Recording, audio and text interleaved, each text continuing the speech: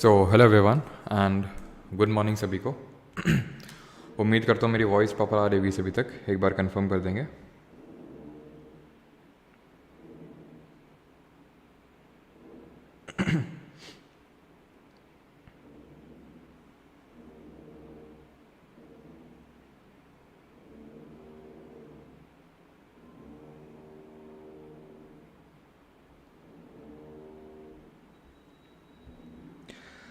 चलिए, और क्लास का टाइमिंग अब से 9:15 ही कर लो, ठीक है। एक्चुअल में होता क्या है ना कि नाश्ता मिलते मिलते काफ़ी देर हो जाती है और नाश्ते में अपना कोई कंट्रोल होता नहीं है।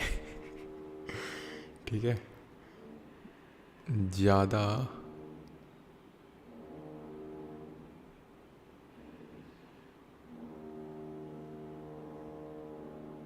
एकदम से व्यूवरशिप घट क्यों गई? अभी 1000 वेटिंग में था और एकदम से ये 100 कैसे हो गया, 200 कैसे हो गया ये?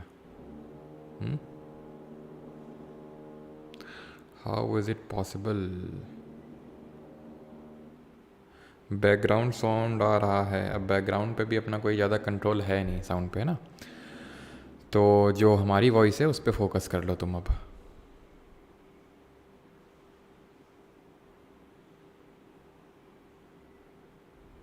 हाँ जी, 10 बजे ही सही था। 9:15 बजे टाइम है, ठीक है। 9:15 पे ही टाइमिंग रहेगा अभी से।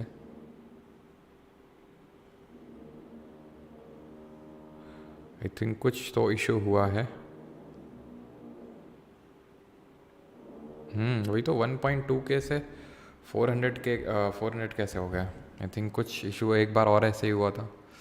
क्या कुछ ये बाहरी ताकतें हैं? देखो ये 1215 वेटिंग में था, है ना। और अभी आई थिंक ये देखो 371 हो गया। कुछ तो लोचा हुआ है।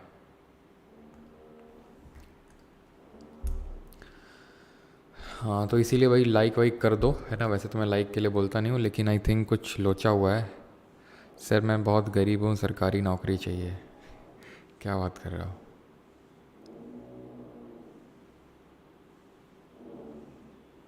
हाँ जी, ठीक। चलिए, तो स्टार्ट करते हैं पहला क्वेश्चन। और क्लास का टाइमिंग अब से 9:15 ही रखते हैं, बिकॉज वही है ना, जैसे मैंने बताया कि थोड़ा सा भी नाश्ता वगैरह इन सारी चीज़ों में नहाते नहाते देर हो जाती है। 9:15 तक हो ही जाता है वो, ठीक है। और जैसे मैंने बताया उस पर तो अपना कंट्रोल होता नहीं है, बिकॉज यू ऑल नो घर की मुर्गी दाल बराबर, नाच ना आवे आंगन टेढ़ा। चलो भाई, लौट के बुद्धू घर को है। श्री नारायण गुरु considered the differences based on caste and religion as meaningless and advocated the principle of one caste, one religion and one God for all. He belonged to which of the following organizations? Shri Narayan गुरु जी जो हैं ये one cast और one religion और one God की theory पे believe करते थे। किस ऑर्गेनाइजेशन के ये फाउंडर थे? ठीक। वेद समाज की अगर बात करें तो वेद समाज ये बनता है 1864 में। इसको हम ब्रह्मो समाज ऑफ साउथ इंडिया के नाम से भी जानते हैं। क्यों? क्योंकि ये बना था आपका मेनली मद्रास में। फाउंडर कौन थे वेद समाज के? तो लिख लेंगे यहाँ पे केशव चंद्र सेन, ब्रह्मो समाज वाले, ठीक है। केशव चंद्र सेन ब्रह्मो समाज वाले, प्लस याद आ रहा है ना आपको कि ब्रह्मो समाज कब बना था? पहली बात तो ये ब्रह्मो सभा था पहले, और उससे भी पहले ये आत्मीय सभा के रूप में बना था। आत्मीय सभा राजा राम मोहन रॉय ने 1814 में बनाया था। कहीं कहीं 1815 दिख जाएगा आपको। ब्रह्मो सभा देन बनती जो बाद में ब्रह्मो समाज हो जाता है 1828 में। देन उसके बाद तत्व बोधिनी सभा 1839 में, 1839 में देवेंद्र नाथ टैगोर बनाते हैं। तत्वबोधिनी पत्रिका, एक पत्रिका निकालते हैं बंगाली लैंग्वेज में, उसको मर्ज कर देते हैं ब्रह्मो समाज के साथ। वही देवेंद्र नाथ टैगोर जी केशव चंद्र सेन की एंट्री करवाते हैं इस ब्रह्मो समाज में, लेकिन उन्हीं से ही बाद में फूट हो जाती है। तो 1866-67 में जाके डिवीजन हो जाता है ब्रह्मो समाज में। ब्रह्मो समाज ऑफ इंडिया लेके निकल जाते हैं केशव चंद्र सेन, और आदि ब्रह्मो समाज देवेंद्र नाथ टैगोर जी के पास चला जाता है। तो वही केशव चंद्र सेन है ये जिन्होंने श्रीधर नायडू के साथ मिलके, ठीक है, श्रीधरलू वैसे तो पूरा नाम है, लेकिन इन शॉर्ट श्रीधर आप याद रखेंगे। श्रीधर नायडू जी के साथ मिलकर 1864 में इसका वेद समाज बनाया था, जो कि ब्रह्मो समाज के प्रिंसिपल्स पे बेस्ड था, इसको इसलिए इसको ब्रह्मो समाज ऑफ साउथ इंडिया के नाम से जाना गया। सही आंसर इसका होगा SNDP, श्री नारायण धर्म परिपालन, जिसको इन शॉर्ट SNDP बोलते हैं। इन्होंने ही ये बिलोंग करते थे एजावा कम्युनिटी से। किससे? एजावा जो कम्युनिटी होती थी, जैसे कि दलित कम्युनिटी है साउथ इंडिया की, एजावा कम्युनिटी, उससे ये बिलोंग करते थे। और इन्होंने ही एडवोकेट किया था टेम्पल एंट्री मूवमेंट को भी। अगर हम टेम्पल एंट्री मूवमेंट की बात जब करते हैं तो अंबेडकर जी का भी नाम निकल के आता है, ध्यान रखिएगा। Temple entry movement north India में स्टार्ट किया था 1927 में अंबेडकर जी ने, ठीक है, BR अंबेडकर जी ने, ध्यान रखिएगा, टेम्पल एंट्री मूवमेंट। इसी तरह इन्होंने साउथ इंडिया में स्टार्ट किया था। प्लस साथ ही साथ आप सेल्फ रिस्पेक्ट मूवमेंट भी, अगर यहाँ पे बात आई है तो सेल्फ रिस्पेक्ट मूवमेंट भी याद रखिएगा। सेल्फ रिस्पेक्ट मूवमेंट किसने चलाया था? ये चलाया था EV रामास्वामी नायकर जी ने। EV रामास्वामी नायकर जी ने चलाया था। कब? इन द ईयर 1924, 1924 में स्टार्ट किया था। ब्रह्मो समाज डिस्कस कर चुके हैं। आर्य समाज भी हम पहले डिस्कस कर चुके हैं, क्या क्या चीज़ें 1875 में बना था। स्वामी दयानंद सरस्वती मैं बता चुका हूँ ना, इसके बारे में एक बार कंफर्म करेंगे कि इसके बारे में आपको पढ़ा चुका हूँ ना आर्य समाज के बारे में। तो 1875 में बनता है। स्वामी दयानंद सरस्वती इसको बनाते हैं, जिनका मूल नाम यानी ओरिजिनल नेम क्या था? मूल शंकर ही था। इन्होंने सबसे पहली यूनिट जो आर्य समाज की स्थापित करी थी वो लाहौर में करी थी, सॉरी, जो पहली यूनिट जो स्थापित करी थी वो बॉम्बे में करी थी। देन बाद में इसका जो हेडक्वार्टर है इसको लाहौर में शिफ्ट कर दिया था इन्होंने। इन्होंने कुछ बुक्स भी लिखी थी, जैसे कि एक बुक थी, इनकी याद रखना है, सत्यार्थ प्रकाश, ठीक है, सत्यार्थ प्रकाश इनकी एक बुक का नाम है। बाकी इन्होंने कुछ स्लोगन्स भी दिए थे, जैसे कि गो बैक टू वेदास यानी कि वेदों की ओर लौटो, और इंडिया फॉर इंडियंस यानी भारत भारतीयों के लिए। क्लियर? आज क्या इशू आ गया भाई? ये व्यूअरशिप इतनी डाउन कैसे चली गई? कुछ तो इशू हुआ है। 1.2 के व्यूअर्स दिखा रहा था और एकदम से वो डिक्रीज हो गया, सडन ड्रॉप। कुछ तो बाहरी ताकतों का हाथ लगता है इसमें। हाँ चलो भाई आगे बढ़ते हैं। Question number 2, which Peshwa signed the treaty of Bassein with the East India company? किस पेशवा ने ईस्ट इंडिया कंपनी के साथ बेसिन की संधि, जिसको बसाइन की संधि बोलते हैं, उस पर हस्ताक्षर की है? रघुनाथ राव, नारायण राव, बाजीराव द सेकेंड या फिर माधव राव? किस पेशवा ने ट्रीटी ऑफ बसाइन जो है, बसाइन की संधि जो साइन करी, ठीक है, ईस्ट इंडिया कंपनी के साथ? अब यहाँ पे कुछ इंपॉर्टेंट ट्रीटी जो हम पहले पढ़ चुके हैं वो जान लेते हैं, जैसे कि जो कि मराठास के साथ ही साइन हुई थी, जैसे पुरंदर, ट्रीटी ऑफ पुरंदर मैं आपको पढ़ा चुका हूँ। कमेंट में आप बताएंगे कब साइन हुई थी, किन के बीच में साइन हुई थी, ठीक है। ट्रीटी ऑफ बसाइन की बात करें 1802 1802 में साइन हुई थी। किसके बीच में? ईस्ट इंडिया कंपनी और बाजीराव दी सेकेंड के बीच में। ऑप्शन नंबर 3 यहाँ पे सही आंसर होगा। पुरंदर की ट्रीटी की बात करेंगे तो ये कब हुई थी? 1665 में, जहाँ पे छत्रपति शिवाजी महाराज और औरंगजेब के साइड से राजा मान सिंह फर्स्ट, ठीक है, उनके बीच में साइन हुई थी ट्रीटी। जो ट्रीटी ऑफ बसाइन है ये second Anglo Maratha war start होने से पहले साइन हुई थी। अगर मैं बात करूं सेकेंड एंग्लो, एंग्लो का मतलब है अंग्रेज, तो सेकेंड एंग्लो जो मराठा वॉर है ये कब स्टार्ट हुई? ये स्टार्ट हुई आपकी 1803 से लेकर 1805 के बीच में, 1803 से लेकर 1805 के बीच में। इसी तरह ही फर्स्ट जो एंग्लो मराठा, ये मतलब वॉर हुआ था आपका सेकेंड एंग्लो मराठा वॉर 1803 से लेकर 1805 के बीच में। जो फर्स्ट एंग्लो मराठा वॉर है, जो पहला आंग्लो मराठा युद्ध है, ये कब हुआ था? ये 1775 से लेकर 1782 के बीच में हुआ था। और ये पूछ लेता है कि इस टाइम पे गवर्नर जनरल कौन था। गेस करिए कौन था? गेस आप कर सकते हैं। कैसे? 1772 में किसने डुअल गवर्नमेंट हटाई थी बंगाल से? जिसको कि रॉबर्ट क्लाइव ने स्टार्ट किया था 1765 में। इलाहाबाद की ट्रीटी जब साइन हुई थी उसके थ्रू उसको स्टार्ट किया था क्लाइव ने, और वॉरेन हेस्टिंग्स ने उसको 1772 में रिमूव किया था। तो आंसर क्या हो जाएगा? Warren Hasting. यहाँ पे क्या आंसर हो जाएगा? यहाँ पे आंसर हो जाएगा वेलेस्ली। ये वेलेस्ली वही है जिसने कि सब्सिडियरी अलायंस लाया था, सब्सिडियरी अलायंस लेके आया था ये 1798 में। पहला कौन था जिसने कि सब्सिडियरी अलायंस साइन करी थी? वो था हैदराबाद का Nizam of Hyderabad was the first जिसने कि सब्सिडियरी अलायंस पे हस्ताक्षर किए थे। क्लियर यहाँ तक? ठीक है, नहीं होगा तो मैं एक क्लास ले आऊँगा जिसमें कि किस गवर्नर जनरल के टाइम पे कौन सी इंपॉर्टेंट चीज़ हुई थी उसको हम डिस्कस कर लेंगे। ठीक, और ये मैंने फर्स्ट एंग्लो मराठा वॉर क्यों बताया? बिकॉज इसके बाद हुई थी treaty of Salbai. Treaty of Salbai हुई थी, ये हुई थी 1782 में। क्लियर, आगे बढ़ते हैं।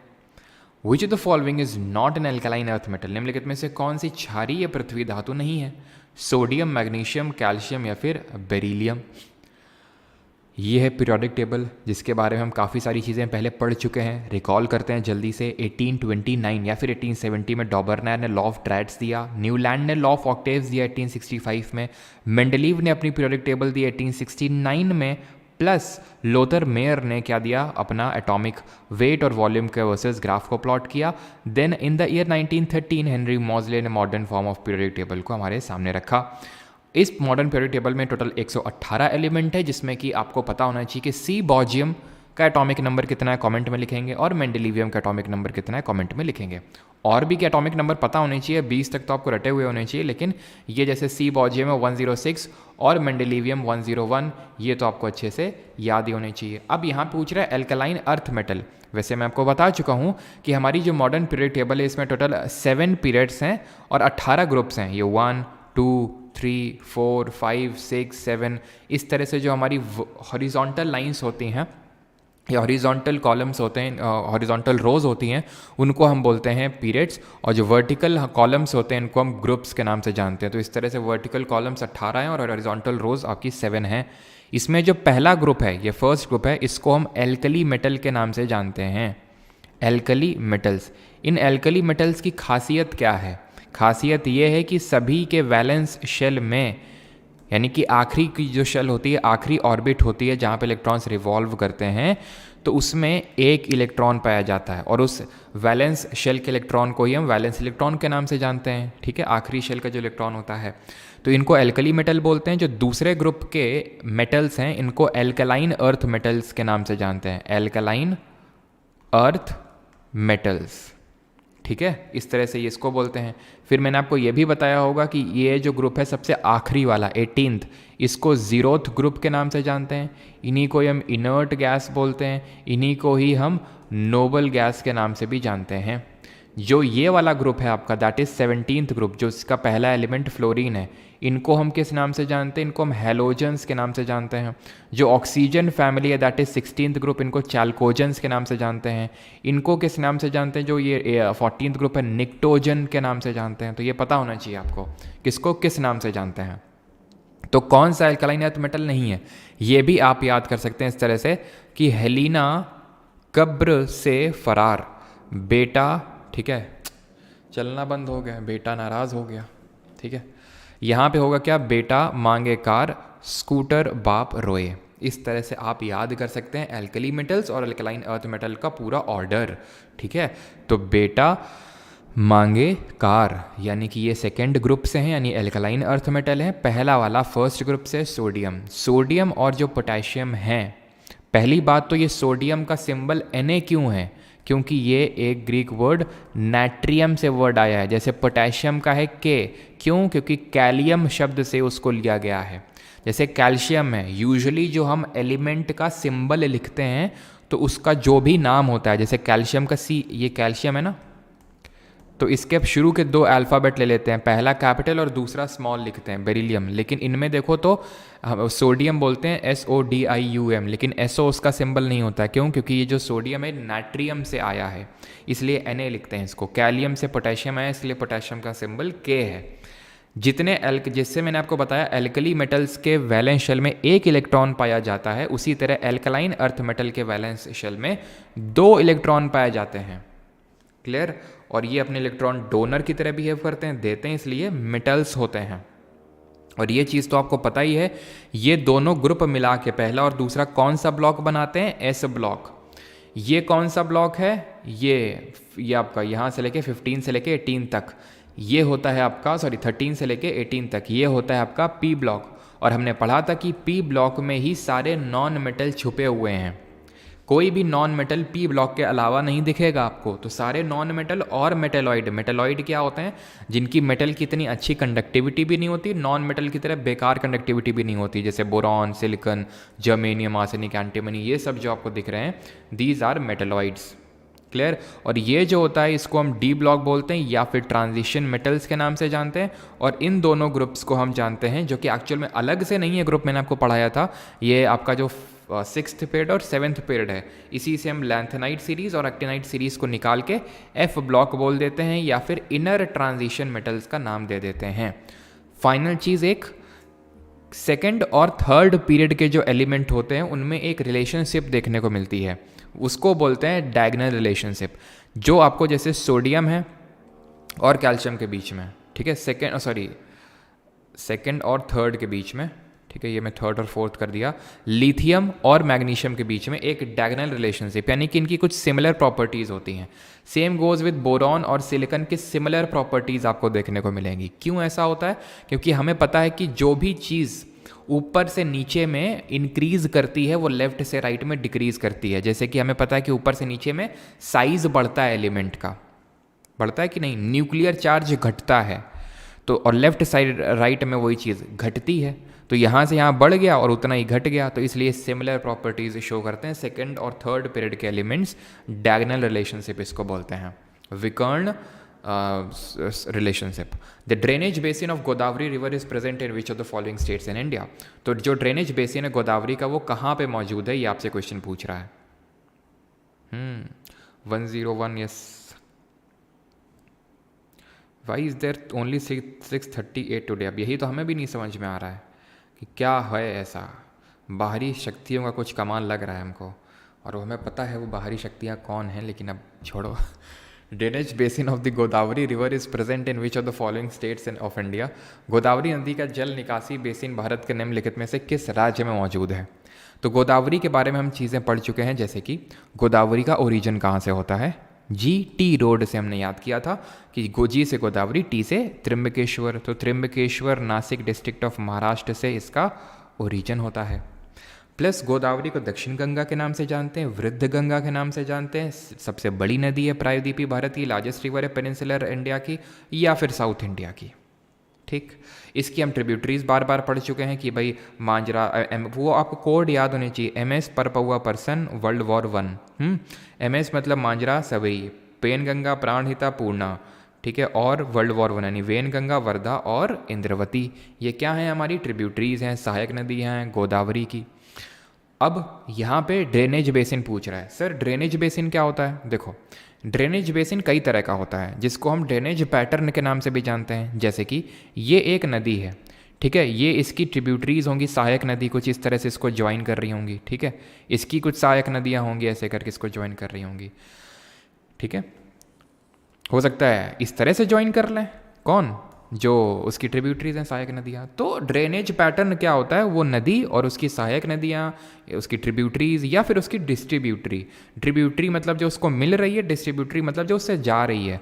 तो ये डिफरेंट तरह का ड्रेनेज पैटर्न बन जाता है, जो कि डेंड्रिटिक कहलाता है। क्यों?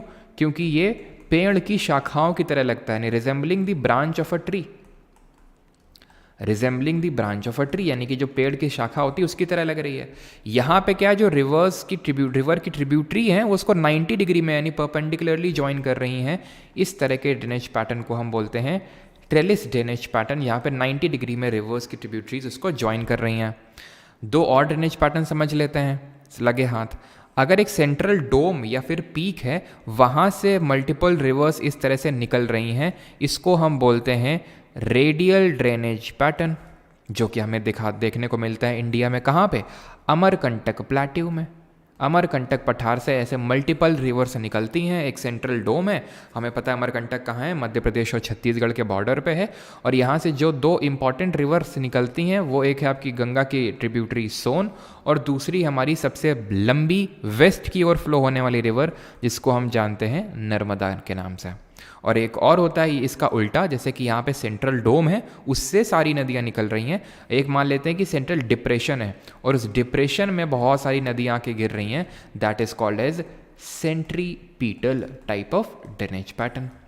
तो ड्रेनेज पैटर्न आप समझ गए, फिर ड्रेनेज बेसिन समझ गए कि यानी कि वो रिवर की ही हम रास्ते की बात नहीं कर रहे हैं, हम पूरा रिवर और उसकी जो ट्रिब्यूटरीज वगैरह हैं, सहायक नदियों, सब की बात कर रहे हैं। तो गोदावरी अगर महाराष्ट्र से ओरिजिनेट हो रही है, आप खुद ही सोचिए महाराष्ट्र है यहाँ पे, तो इसका ड्रेनेज बेसिन क्या यहाँ तक चला जाएगा, केरल और तमिलनाडु तक? बिल्कुल नहीं। ठीक है, इसकी ट्रिब्यूटरीज यहाँ पे होगा, मध्य प्रदेश, कर्नाटक हो गया, कर्नाटक तक जाएगा। ठीक है, ज़्यादा से ज़्यादा यहाँ तक तो नहीं पहुँच जाएगा, केरल तमिलनाडु तक। तो आपको तमिलनाडु और केरल बस हटाना था ऑप्शन से और आपका आंसर आपके सामने आ गया। ठीक है, और ज़रा बता दीजिए कमेंट में कि कृष्णा रिवर का ओरिजिन कहाँ से होता है। और जब हम ड्रेनेज बेसिन की बात करते हैं तो जैसे मैंने यहाँ पे केरल तो नहीं जाएगा बिल्कुल। थैंक यू विकास।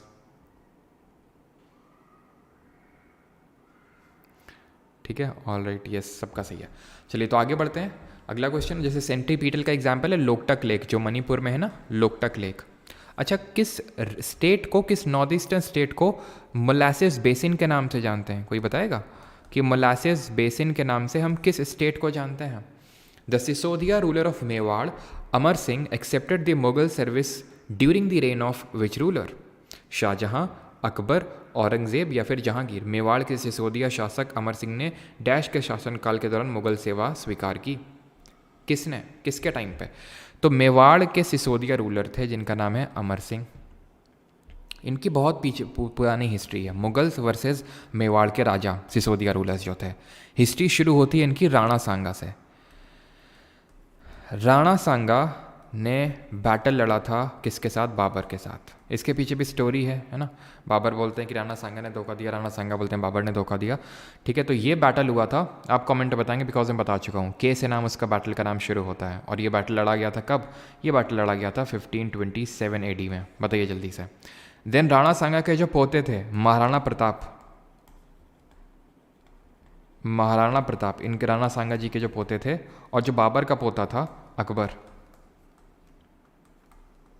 इनके बीच में एक बैटल लड़ा गया था और वो लड़ा गया था 1576 में। इसका भी नाम अगर आप बता सकें तो ये था आपका बैटल ऑफ खानवा, है ना। हमने पढ़ा था 4 बैटल लड़े थे बैक टू बैक। बाबर ने पहले पानी पिया, देन खाना खाया, देन चंदा ले घर गया। Panipat, first battle of Panipat 1526 Ibrahim Lodi को हराया। 27 खानवा में राणा सांगा को हराया। 28 चंदेरी में मेदिनी राय को हराया। और 29 में बैटल ऑफ घाघरा लड़ा, उसने अफगान्स को हराया। 1576 में ये हुआ था बैटल ऑफ हल्दी घाटी। यहाँ पे हुआ था और एक चीज़ कि यहाँ पे अकबर ने फोर्सेस को लीड नहीं किया था, राजा मान सिंह वन थे। राजा मान सिंह वन थे, कहाँ के? अम्बेर के राजा थे ये। इन्होंने लीड किया था अकबर की या फिर मुगल फोर्सेस को। तो यहाँ पे सिसोदिया रूलर्स ने, ये मतलब टसल में रहते थे, ये मुगल्स की सुजरेनिटी को एक्सेप्ट करने से एकदम तैयार नहीं थे। यहाँ तक कि इन्होंने ये तक बोल दिया था कि अगर किसी भी राजपूत रूलर ने अपनी बेटी मुगल्स के यहाँ दी तो उससे हमारे अलायंसेस हमेशा के लिए ख़त्म हो जाएंगे। जैसे कि अकबर का बेटा कौन था? Jahangir. He was from the Kachhwa princess. Kachhwa Rajput rulers होते हैं, तो उनकी प्रिंसेस थी, और जिनका मैंने आपको नाम बताया था कल, ठीक है, जोधा बाई, तो उनका नाम जो मैंने बताया था, ठीक है, तो उन्हीं से बेटा हुआ था जहांगीर। ठीक है, तो वो कछवा प्रिंसेस ने दी थी। प्लस जहांगीर का जो बेटा था शाहजहां, वैसे तो उसकी मल्टीपल वाइफ्स थी, लेकिन जो शाहजहां हुआ था वो अगेन एक राठौर प्रिंसेस थी, उनसे हुआ था। तो आप समझ सकते हैं कि राजपूत रूलर्स भी अपनी बेटियां देते थे अलायंसेस बनाने के लिए मुगल से। तो महाराणा मतलब इन्होंने मना कर दिया था, इन्होंने सिसोदिया राजपूत रूलर्स ने। बट फाइनली जहांगीर के टाइम पे जो अमर सिंह रूलर थे, उन्होंने एक्सेप्ट कर ली थी मुगल्स की सुजरेनिटी, या फिर जहांगीर ने बोला ठीक है हम भी आप पर अटैक नहीं करेंगे और आप भी हमें परेशान मत करना। तो इस तरह का कोऑर्डिनेशन हो गया था। तो ऑप्शन नंबर 4 यहाँ पे सही आंसर होगा। जहांगीर का टेन्योर क्या था और जहांगीर ने किस सिख गुरु की हत्या करवाई थी, जरा ये बताएंगे। तो अगर हम बात करें अकबर से पहले स्टार्ट कर लेते हैं, बिकॉज अकबर इनमें से सबसे बड़ा है इज्जत देते हैं थोड़ी अकबर को। तो 1556 में सेकेंड बैटल ऑफ पानीपत से अकबर का रूल स्टार्ट होता है, 1605 में ख़त्म होता है। 1601 में उसने खंडेश को ऑक्यूपाई किया था।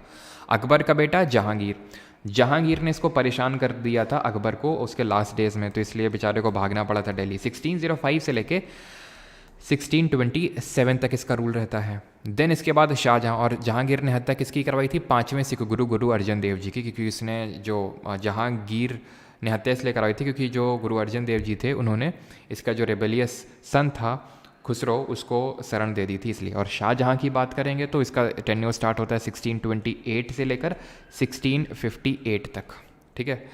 तो यहाँ पे ये हो जाएगा। और औरंगज़ेब की बात करें तो हमें पता है कि 1658 के टाइम पे बैटल ऑफ धर्मत और सामूगढ़ होता है जिसमें कि दारा शिकोह को हराता है औरंगज़ेब, और 1658 से लेकर इसका चलता है 1707 तक। क्लियर इतनी चीज़? आगे बढ़ते हैं। Question number 6, in 1962 who published the history of ocean basins which outlined the theory of how tectonic plates could move later called as sea floor spreading? 1962 में, हाँ जी, 1962 में किसने the history of ocean basins प्रकाशित किया जिसमें tectonic प्लेटों के घूमने के सिद्धांत को रेखांकित किया गया, जिसमें बाद में समुद्र तल फैलाव कहा गया? Louis Barr, Alfred Wegener, George Edward Buckles या फिर Harry Hess? The history of ocean basins 1962। 1962 में और क्या हुआ था? चाइना के साथ वॉर हुआ था। 1962 किलोमीटर्स किसकी कोस्टल लाइन है जरा बताइए कमेंट में, ठीक है। अब यहाँ पे आते हैं प्लेट टेक्टोनिक्स। तो मैंने आपको बेसिक समझाया है कि प्लेट होती क्या चीज़ है। तो हमारी जो अर्थ की डिफरेंट लेयर होती हैं जिसमें कि आता है क्रस्ट, जिसमें कि आता है मैंटल और जिसमें कि आता है कोर।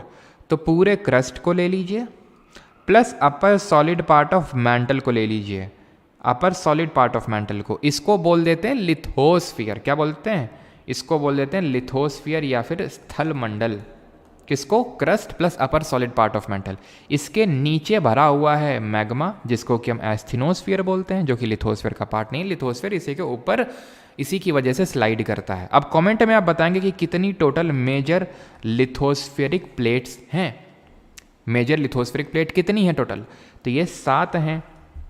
जैसे for example Pacific plate, Antarctica plate, Atlantic plate, European plate, ठीक है, Eurasian plate, north American plate, south American plate. तो ये क्या हमारी डिफरेंट 7 मेजर टेक्टोनिक प्लेट्स हैं जो स्लाइड करती हैं। इन्हीं की स्लाइड की वजह से जब स्लाइड करती हैं तो स्लाइड किस तरह से कर सकती हैं?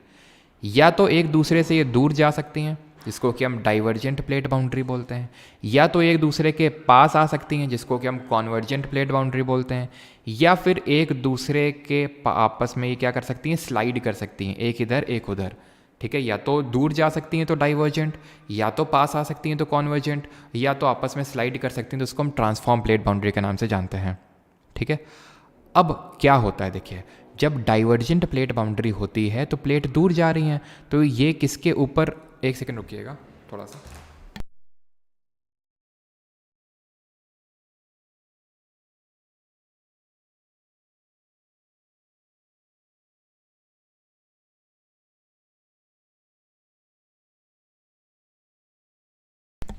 चलिए, तो यहाँ पे तो एक दूसरे से दूर जा सकती हैं। तब दूर जाने में होता क्या है कि प्लेट आपस में स्लाइड कर रही, मतलब दूर जा रही हैं, तो जो नीचे एस्थेनोस्फीयर भरा हुआ है वो ऊपर निकल आता है, वो ऊपर निकल के सॉलिडिफाई हो जाएगा, यानी कि यहाँ पे नई क्रस्ट कंस्ट्रक्ट हो जाएगी। इसलिए इसको कंस्ट्रक्टिव प्लेट बाउंड्री बोलते हैं, क्योंकि नई क्रस्ट कंस्ट्रक्ट हो रही है।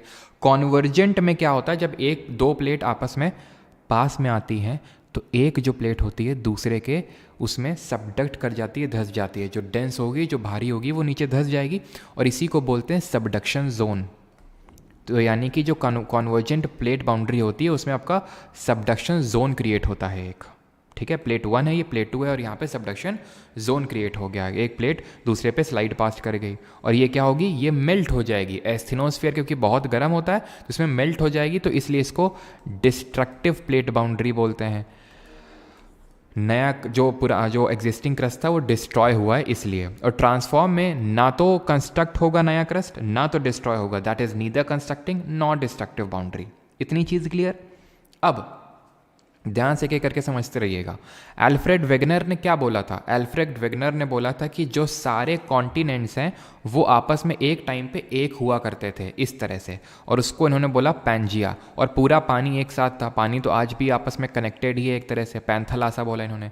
ये जो पूरा पैंजिया है लैंड मास, ये धीरे धीरे टूटना स्टार्ट हुआ और माइग्रेट करना स्टार्ट हुआ, मतलब धीरे धीरे जो प्रेजेंट पोजीशन है उसमें रीच करना स्टार्ट हुआ। ये 150 मिलियन साल पहले ऐसे रहा होगा, शायद 100 मिलियन साल पहले ऐसे, और आज हो सकता है ऐसे। अब 150 मिलियन साल पहले या फिर 200 मिलियन साल पहले कोई बैठ के देख तो रहा नहीं था, तो फिर पता कैसे चला? तो इनकी थ्योरी ऐसे प्रूव हुई कि भाई जो यहाँ पे हमें फॉसिल्स मिले, जीवाश्म मिले, जरा बताइए स्टडी ऑफ फॉसिल्स को क्या बोलते हैं और कौन सी रॉक होती है? कमेंट में बताइए, क्या मैंने आपको रॉक्स के बारे में अभी पढ़ाया है या फिर नहीं पढ़ाया है? पढ़ाया तो जरा बताइए कौन सी रॉक होती है जिसमें कि फॉसिल्स देखने को मिलते हैं। वही फॉसिल्स जीवाश्म यहाँ पे देखने को मिले। यहाँ पे कुछ गोल्ड वेंस देखने को मिली, वो गोल्ड वेंस यहाँ पे भी देखने को मिले।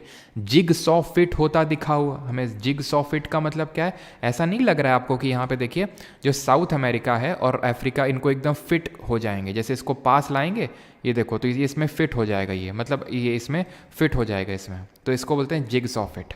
और फॉसिल्स के स्टडी को पिलियंटोलॉजी बोलते हैं, पिलियंटोलॉजी बोलते हैं। और फॉसिल्स हमें देखने को मिलते हैं सेडिमेंट्री रॉक में, जो अवसादी चट्टानें होती हैं। एक बार मैं चेक कर लेता हूँ कि मैंने अभी पढ़ा है कि नहीं। No no no no no, नहीं पढ़ा है। चलो भाई पढ़ा देंगे, ठीक है, ये तो इंपॉर्टेंट है। चलो तो फिर सेडिमेंट्री में देखने को मिलते हैं, लेकिन पढ़ाया नहीं है तो चलो छोड़ो उसको अभी, ठीक है। तो वेगनर जी ने ये बोला। अब वेगनर जी से पूछा गया कि वेगनर इधर आओ, कहाँ जा रहे हो? तो वेगनर मतलब बताओ क्या काम है? तो वेगनर ने बोला, वेगनर से पूछा गया कि ये प्लेट मूव क्यों करी, क्यों मूव करी, क्या कारण है भाई, ये मूव क्यों कर रहे हैं ये? तो वेगनर ने बोला देखो अंदर क्या ना, पोलर फ्लीइंग फोर्स, मतलब एक पोलर फ्लीइंग फोर्स है और एक टाइडल फोर्स है। लोगों को ये बात जची नहीं, जमी नहीं है बात, ये बात तो जमी लोगों को। और ये 1930 में इनकी डेथ हो जाती है, उसके बाद ये जाके प्रूव होती है कि सही इन्होंने बोला था, लेकिन ये बात नहीं जची। तब एक आते हैं, उनका नाम था आर्थर होम्स। आर्थर होम्स ने बोला, उन्होंने एक्चुअल मेरे बताया था कि ये जो एस्थेनोस्फीयर है ना नीचे, लिथोस्फीयर के नीचे एस्थेनोस्फीयर है, इसमें कन्वेक्शनल करंट डेवलप हो रहे हैं। क्या डेवलप हो रहे हैं? इसमें कन्वेक्शन सेल्स या फिर कन्वेक्शन करंट डेवलप हो रहे हैं। किसकी वजह से?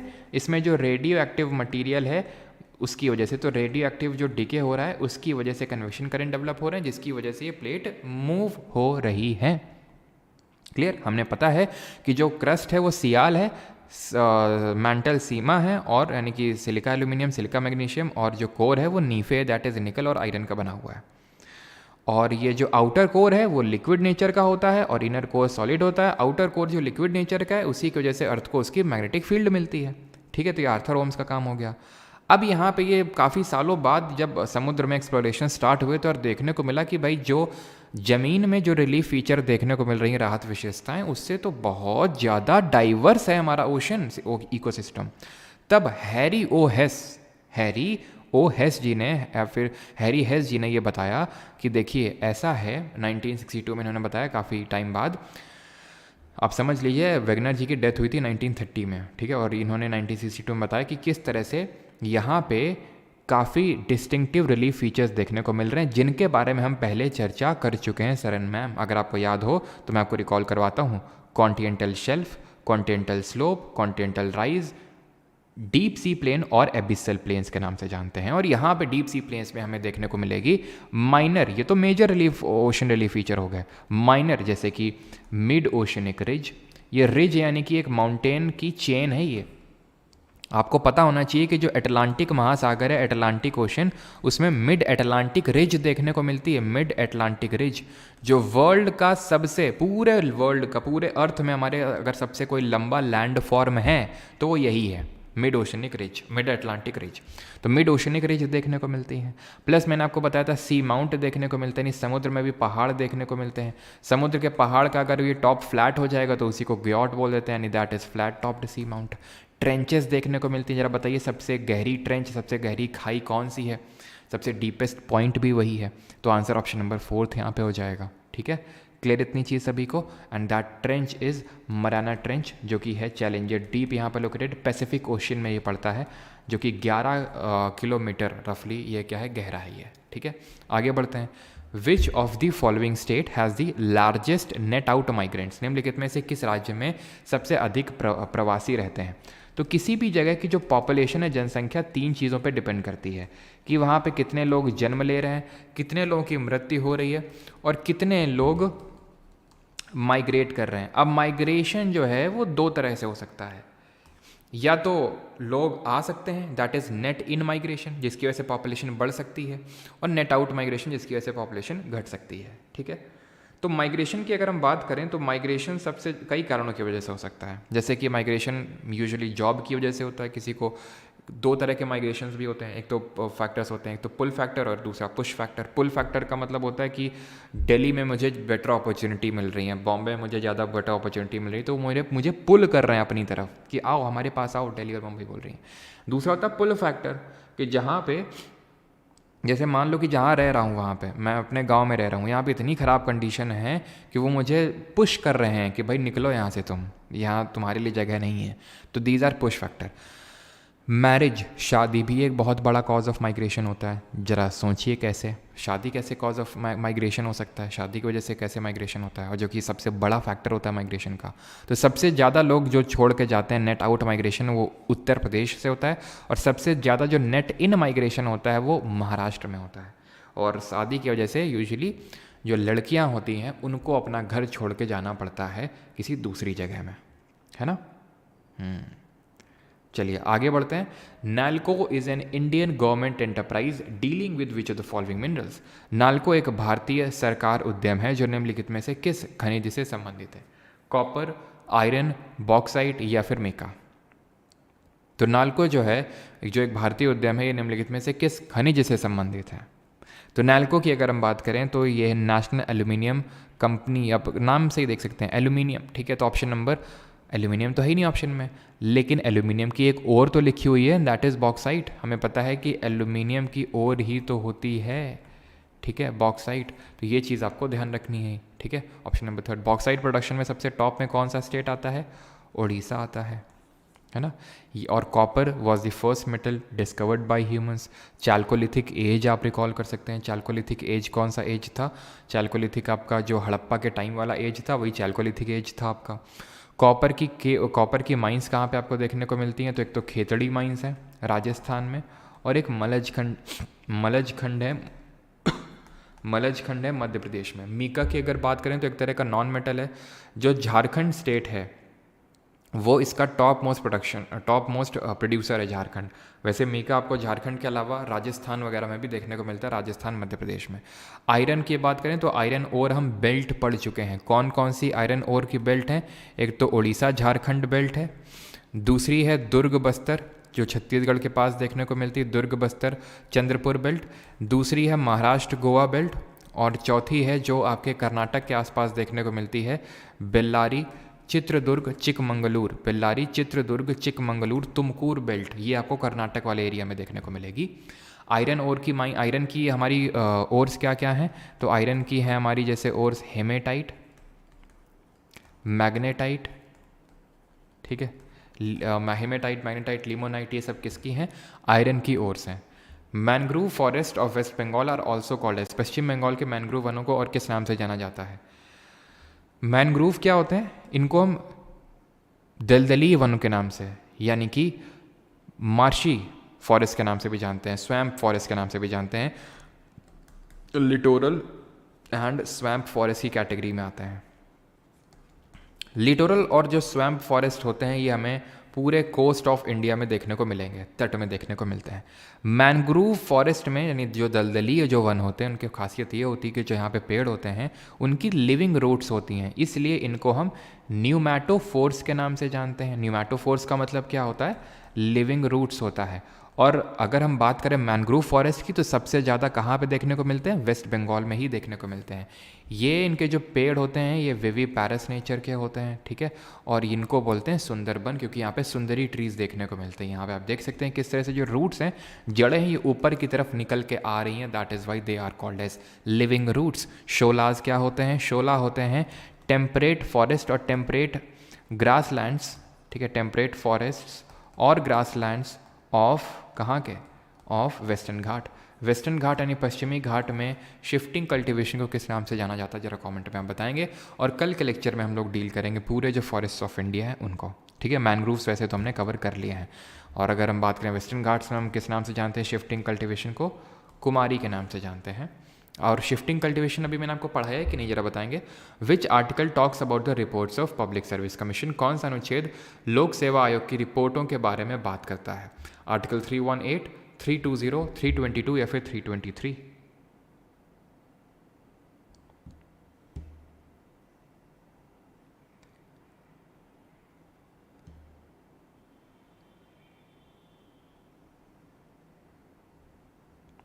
ILP समझ गया। Inner line permit is required for entering into any part of Arunachal Pradesh. Y?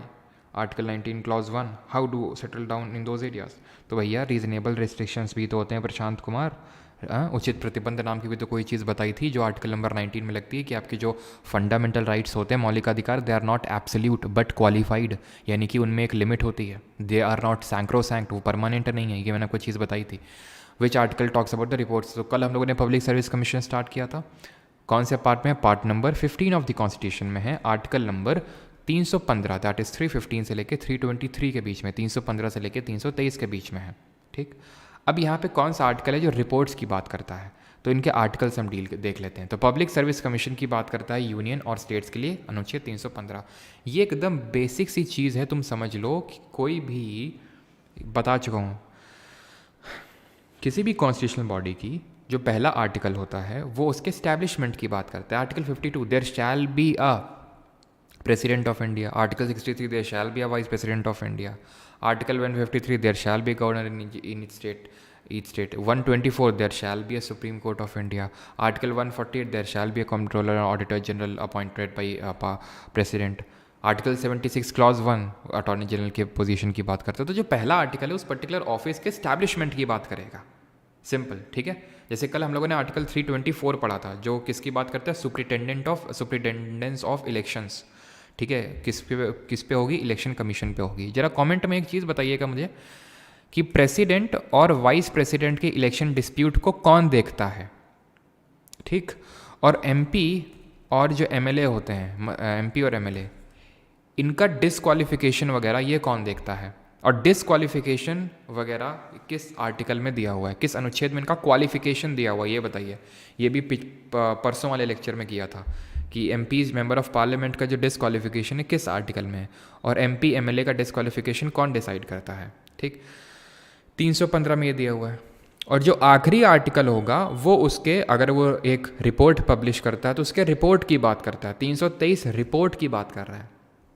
जैसे आर्टिकल 151, आर्टिकल 148 से 151 के बीच में कैग के बारे में दिया हुआ है, तो 151 उसके रिपोर्ट की बात करता है। 280 में फाइनेंस कमीशन है तो 281 उसके रिपोर्ट की बात करता है, ठीक है। तो जो आखिरी आर्टिकल होता है वो रिपोर्ट की बात करता है। तो ऑप्शन नंबर 4 यहाँ पे सही आंसर होगा। 316, appointment and term of office of member. Appointment कौन करेगा? अपॉइंटेड बाय द प्रेसिडेंट, ठीक है, राष्ट्रपति अपॉइंटमेंट करेगा। टर्म ऑफ ऑफिस और अपॉइंटमेंट किसकी? जो यहाँ पे ध्यान रखना, UPSC union public service commission और जॉइंट पब्लिक सर्विस कमीशन वालों की बात हो रही है। स्टेट पब्लिक सर्विस कमीशन वालों की अगर बात करें तो वो राज्यपाल जी करेंगे। रिमूवल एंड सस्पेंशन 317 है। 318 और एक चीज़, टर्म क्या होता है इनका? तो यूपीएससी अगर है तो यूपीएससी के मेंबर्स और चेयरमैन का जो टर्म होता है 6 साल या 65 साल की उम्र, या तो 6 साल उनका टेन्योर पूरा हो गया है या 65 साल की उम्र पूरी हो गई है। और अगर स्टेट पब्लिक सर्विस कमीशन या जॉइंट पब्लिक सर्विस कमीशन की बात करें तो ये 6 साल की उम्र, 6 साल का टेन्योर या फिर 62 साल की उम्र पूरी हो गई हो। 317 रिमूवल की बात करता है, power to make regulations as to condition of office of service of member. तो ये कंडीशन ऑफ सर्विस कौन डिसाइड करता है? ये प्रेसिडेंट डिसाइड करता है। प्रोहिबिशन एज टू होल्डिंग, और एक चीज़, रिमूवल इनका सेम एज सुप्रीम कोर्ट जज नहीं होता है। जिस तरह से सुप्रीम कोर्ट का जज का रिमूवल होता है उसी तरह हाई कोर्ट के जज का रिमूवल होता है, उसी तरह इलेक्शन कमीशन का जो चीफ इलेक्शन कमिश्नर है उसका रिमूवल होता है, उसी तरह कैग का रिमूवल होता है। लेकिन उसी तरह यूपीएससी के मेंबर या चेयरमैन का रिमूवल नहीं होता है, ध्यान रखिएगा इस चीज़ को, ठीक है। Prohibition as to member of holding office of, आप देखो आप 315 तो उसकी इस्टेब्लिशमेंट की बात कर रहा है, अपने आप याद हो गया। 316 317 याद कर लो बस। 323 भी तुमको याद हो गया क्योंकि आखिरी है तो उसके रिपोर्ट की बात करेगा। यूपीएससी रिपोर्ट देगा प्रेसिडेंट को, जो पार्लियामेंट में टेबल का अगर वो देगा तो, ठीक है। और अगर स्टेट पीएससी वाले को गवर्नर को देगा वो, ठीक है। Expenses of public service commission दिया हुआ है। और हमने कल देखा था कि पब्लिक सर्विस कमीशन के जो चेयरमैन और जो मेंबर हैं यूपीएससी के, उनकी सैलरी कहाँ से निकलती है, ज़रा कमेंट बताइए। 320 में फंक्शन दिया हुआ है। अगर आप ये जो टोटल जितने भी हमारे आर्टिकल्स हैं, 8-9 आर्टिकल्स, इनमें से अगर आप 5-6 भी ढंग से याद कर लेंगे, 4-5 भी याद कर लेंगे तो भी आपका काम हो जाएगा। मोस्ट प्रोबेबली तो वहीं से क्वेश्चन आ जाएगा जो मैंने आपको ऊपर और नीचे का आर्टिकल बताया, या फिर नहीं भी आएगा तो ऑप्शन एलिमिनेशन से भी आपका काम हो जाएगा। प्रेसिडेंट और वाइस प्रेसिडेंट का जो इलेक्शन डिस्प्यूट है वो सुप्रीम कोर्ट देखता है। एमपी एमएलए का इलेक्शन डिस्प्यूट हाई कोर्ट देखता है। लेकिन मैंने इलेक्शन डिस्प्यूट की तो चर्चा करी नहीं, मैंने चर्चा करी डिस्क्वालिफिकेशन की इनकी। तो डिस्क्वालिफिकेशन कौन डिसाइड करता है इनका? President after recommending with election commission of India. MPs का मेंबर ऑफ पार्लियामेंट का क्वालिफिकेशन आर्टिकल 84 में दिया हुआ है, ठीक। और इनका निकलता कहाँ से, मतलब सैलरी कहाँ से निकलता है इनका? तो ये निकलता है कंसोलिडेटेड फंड ऑफ इंडिया से, ठीक है। कंसोलिडेटेड फंड ऑफ इंडिया से, दैट इज़ भारत की संचित निधि से निकलता है। आर्टिकल नंबर 266 में दिया हुआ है। और इसमें भी कौन सा जो पार्ट होता है, चार्ज्ड एक्सपेंडिचर जो होता है वहाँ से निकलता है, ठीक है। Question number 11, which law was studied in the year 1787 in which it was said that as the volume of a gas increases, its absolute temperature, if its absolute temperature decreases, then its volume will decrease. बताइए भाई। तो यहाँ पे हम किस law की बात कर रहे हैं, ये भी आप पढ़ चुके हैं। बॉयल्स लॉ 1662 क्या बोलता है? Pressure is inversely proportional to the volume, that is PV is equals to constant, यानी कि दाब और आयतन में इन्वर्स रिलेशन होता है। Simple, P1 V1 is equal to P2 V2। Boyle's ji ने बोला था, इसका एग्जाम्पल भी मैंने आपको दिया था।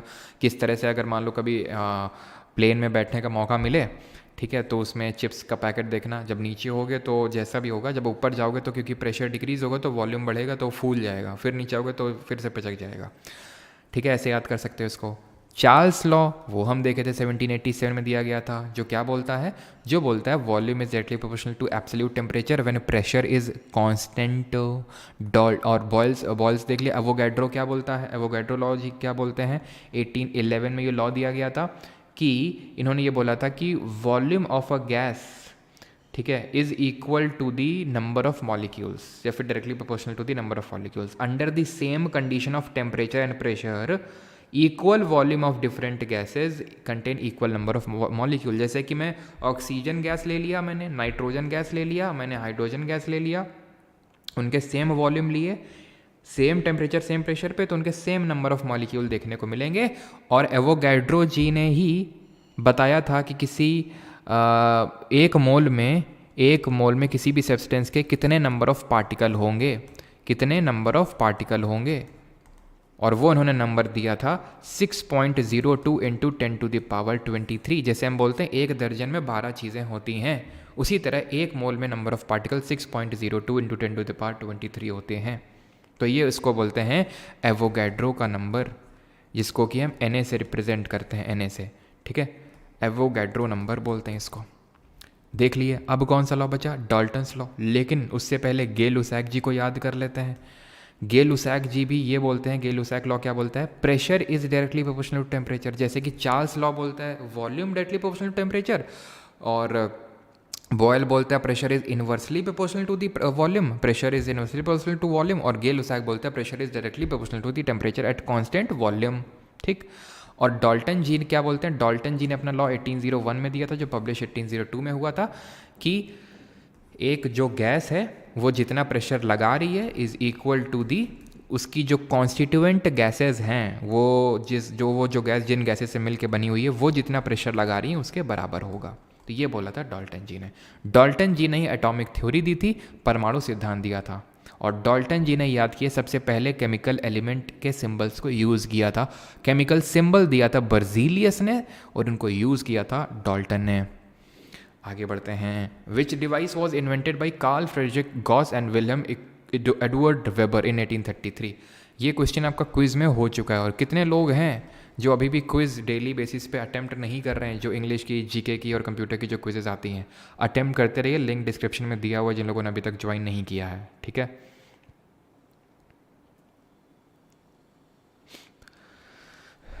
ठीक है, तो यहाँ पे सही आंसर क्या होगा? Which device was invented by Carl Friedrich Gauss and William Edward weber.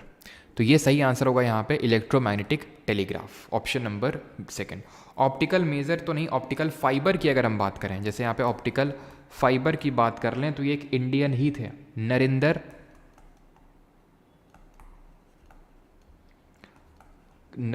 कपांग जी थे, ठीक है। इन्होंने ऑप्टिकल फाइबर, जो किस कॉन्सेप्ट पे वर्क करती है? टोटल इंटरनल रिफ्लेक्शन, यानी पूर्ण आंतरिक परावर्तन के कॉन्सेप्ट पे काम करती है, ये इन्होंने दी थी। ऑप्टिकल फाइबर का इन्वेंशन किया था। अच्छा, वैक्यूम ट्यूब का इन्वेंशन किसने किया था? और कौन से जनरेशन के कंप्यूटर हैं जो वैक्यूम ट्यूब के कॉन्सेप्ट पे काम करते हैं? और कंप्यूटर से मुझे याद आया, आप लोगों के लिए एक कुछ ही दिन में अनाउंसमेंट होने वाला है, क्या कहते हो? वैक्यूम ट्यूब, ठीक है। किसने डिस्कवरी करी थी और कौन से हमारे कंप्यूटर जो हैं इस पे काम करते हैं? देन साइक्लोट्रॉन की डिस्कवरी किसने करी थी? और वाटर इलेक्ट्रोलिसिस की खोज किसने करी थी? बहुत ही सिलेक्टिवली मैं पूछ रहा हूँ आपसे, ठीक है, बहुत ही सिलेक्टिवली जो आपसे पूछ सकता है। एयर पंप की डिस्कवरी किसने करी थी? और एरोप्लेन की तो पता ही होगा सभी को, पूछ चुका ये भी, राइट ब्रदर्स ने, सभी को पता है ना कि जो एरोप्लेन है उसकी डिस्कवरी किसने करी थी? राइट ब्रोस ने करी थी, ठीक है। चलिए, TIR, टोटल इंटरनल रिफ्लेक्शन के कॉन्सेप्ट पे ही हमारे जो डायमंड स्पार्कल करते हैं, हीरा जो चमकता है, वो TIR के कॉन्सेप्ट पे वर्क करता है। जो मिराज का फिनोमिना देखने को मिलता है, जैसे कि गर्मियों के टाइम पे अगर आप गाड़ी रोड पे चलाओ तो फिर उसमें आपको सामने दिखता है कि भाई पानी पड़ा हुआ है, लेकिन एक्चुअली पानी नहीं होता है, दैट इज़ मिराज। डेजर्ट में देखने को मिलता है मिराज आपको। वैक्यूम ट्यूब की डिस्कवरी करी थी ली दे फ्रॉस्ट ने, ठीक है, ली डे फ्रॉस्ट ने करी थी। वैक्यूम ट्यूब जो है इस पे आपके first generation of computer work करते हैं, जो फर्स्ट जेन कंप्यूटर्स हैं वो इस पे काम करते हैं। साइक्लोट्रॉन की डिस्कवरी करी थी लॉरेंस एंड लिविंगस्टन ने, लॉरेंस एंड लिविंगस्टन एक प्लेयर भी है ना इंग्लैंड का। वाटर इलेक्ट्रोलिसिस की किसने करी थी? विलियम निकोलसन ने। और एयर पंप की डिस्कवरी किसने करी थी? That was done by Otto von Guericke, ठीक है, ओटो वान ग्यूरिक ने करी थी एयर पंप की डिस्कवरी। ये डिस्कवरीज आपको पता होनी चाहिए। और मैं आपसे एक पूछता हूँ जो आई थिंक मैंने आपको पहली क्लास में ही पढ़ाया था, वो था कि टेलीस्कोप की, जो रिफ्लेक्शन टेलीस्कोप है, इसकी डिस्कवरी किसने करी थी? Reflection telescope. Due to the world war 1 and 2 of the Olympic games were not held in which years? तो किस साल नहीं हुए थे? लिविंगस्टन, लायम लिविंगस्टन काफ़ी चढ़ा के मारता है ना। Due to world war 1 and 2 of the Olympic games were not held in which years? तो वर्ल्ड वॉर 1 का टाइम पीरियड क्या था? 1914 से लेकर 1918 तक। वर्ल्ड वॉर 2 का टाइम पीरियड क्या था? 1939, दैट इज 1939 से लेकर 1945 तक। तो भाई 1924 तो आता ही नहीं इन दोनों में, ये तो आ ही नहीं रहा। 1936 भी कहीं नहीं आ रहा है बीच में इन दोनों के, ना तो इसमें ना तो इसमें। और 1948 ये तो वर्ल्ड वॉर 2 के बियॉन्ड चला गया। तो आंसर क्या होगा? ऑप्शन नंबर सेकंड, 1916, 40 और 44। हमने 1920 में इंडिया ने सबसे पहले पार्टिसिपेट किया था, हमने अपना कंटिजेंट भेजा था। वैसे तो 1900 में नॉर्मन प्रिचार्ड पहले एंग्लो इंडियन थे जिन्होंने जो पेरिस फ्रांस में जो दूसरे ओलंपिक हुए थे उसमें पार्टिसिपेट किया था, लेकिन पहले टीम हमने 1920 में भेजी थी। देन उसके 4 साल बाद हमने अपने इंडियन ओलंपिक एसोसिएशन का गठन किया। देन पहला गोल्ड मेडल इंडिया को मिला 1928 में, 1928 में। और बैक टू बैक हमने कितने गोल्ड मेडल जीते? 6 गोल्ड मेडल जीते। कब से कब? 1928 से लेकर 56 तक में, ठीक है। हम लगातार 6 गोल्ड मेडल जीते हैं। और उसके बाद फिर हमने 2 और जीते, 8 हो गए। देन उसके बाद एक अभिनव बिंद्रा ने जीता, और उसके बाद मतलब 2012 में अभिनव बिंद्रा ने जीता बीजिंग ओलंपिक्स में। देन उसके बाद 2020 वाला जो ओलंपिक्स हुआ था टोक्यो ओलंपिक्स, उसमें नीरज चोपड़ा ने जीता। और अब जो कल से ओलंपिक स्टार्ट हो रहे हैं, अब देखते हैं उसमें भी कोई 1-2 गोल्ड मेडल इंडिया को मिल जाए।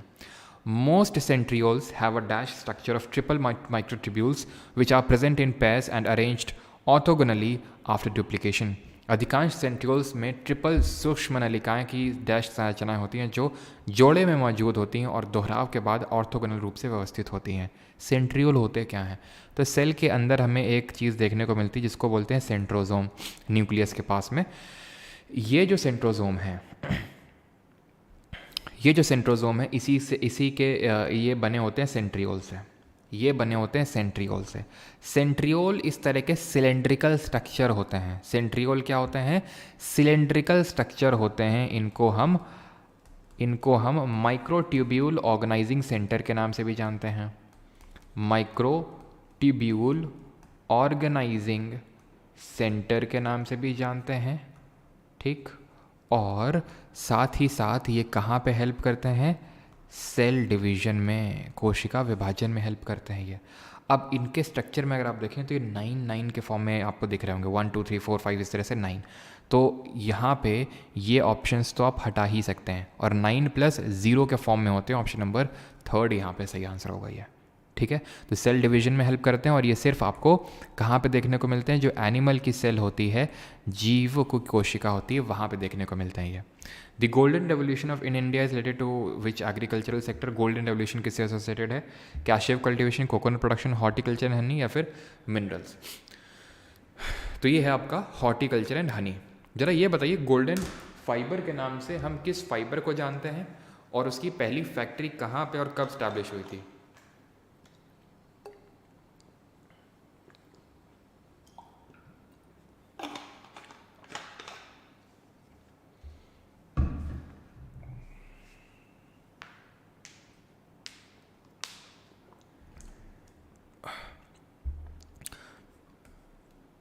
हॉर्टिकल्चर आप जानते हैं, इसको बागबानी बोलते हैं। हॉर्टिकल्चर को, जो हम फूल दैट इज़ फ्लोरिकल्चर को प्रैक्टिस कर लेते हैं, फूल सब्जियां वगैरह एक छोटे पार्ट ऑफ लैंड में लगाते हैं, that is called as horticulture, बागबानी बोलते हैं इसको। गोल्डन फाइबर के नाम से हम जानते हैं जूट को। जूट का टॉप मोस्ट प्रोड्यूसर इंडिया में वेस्ट बंगाल, एक्सपोर्टर बांग्लादेश। जूट की पहली फैक्ट्री 1855 में सेटअप हुई थी। कहाँ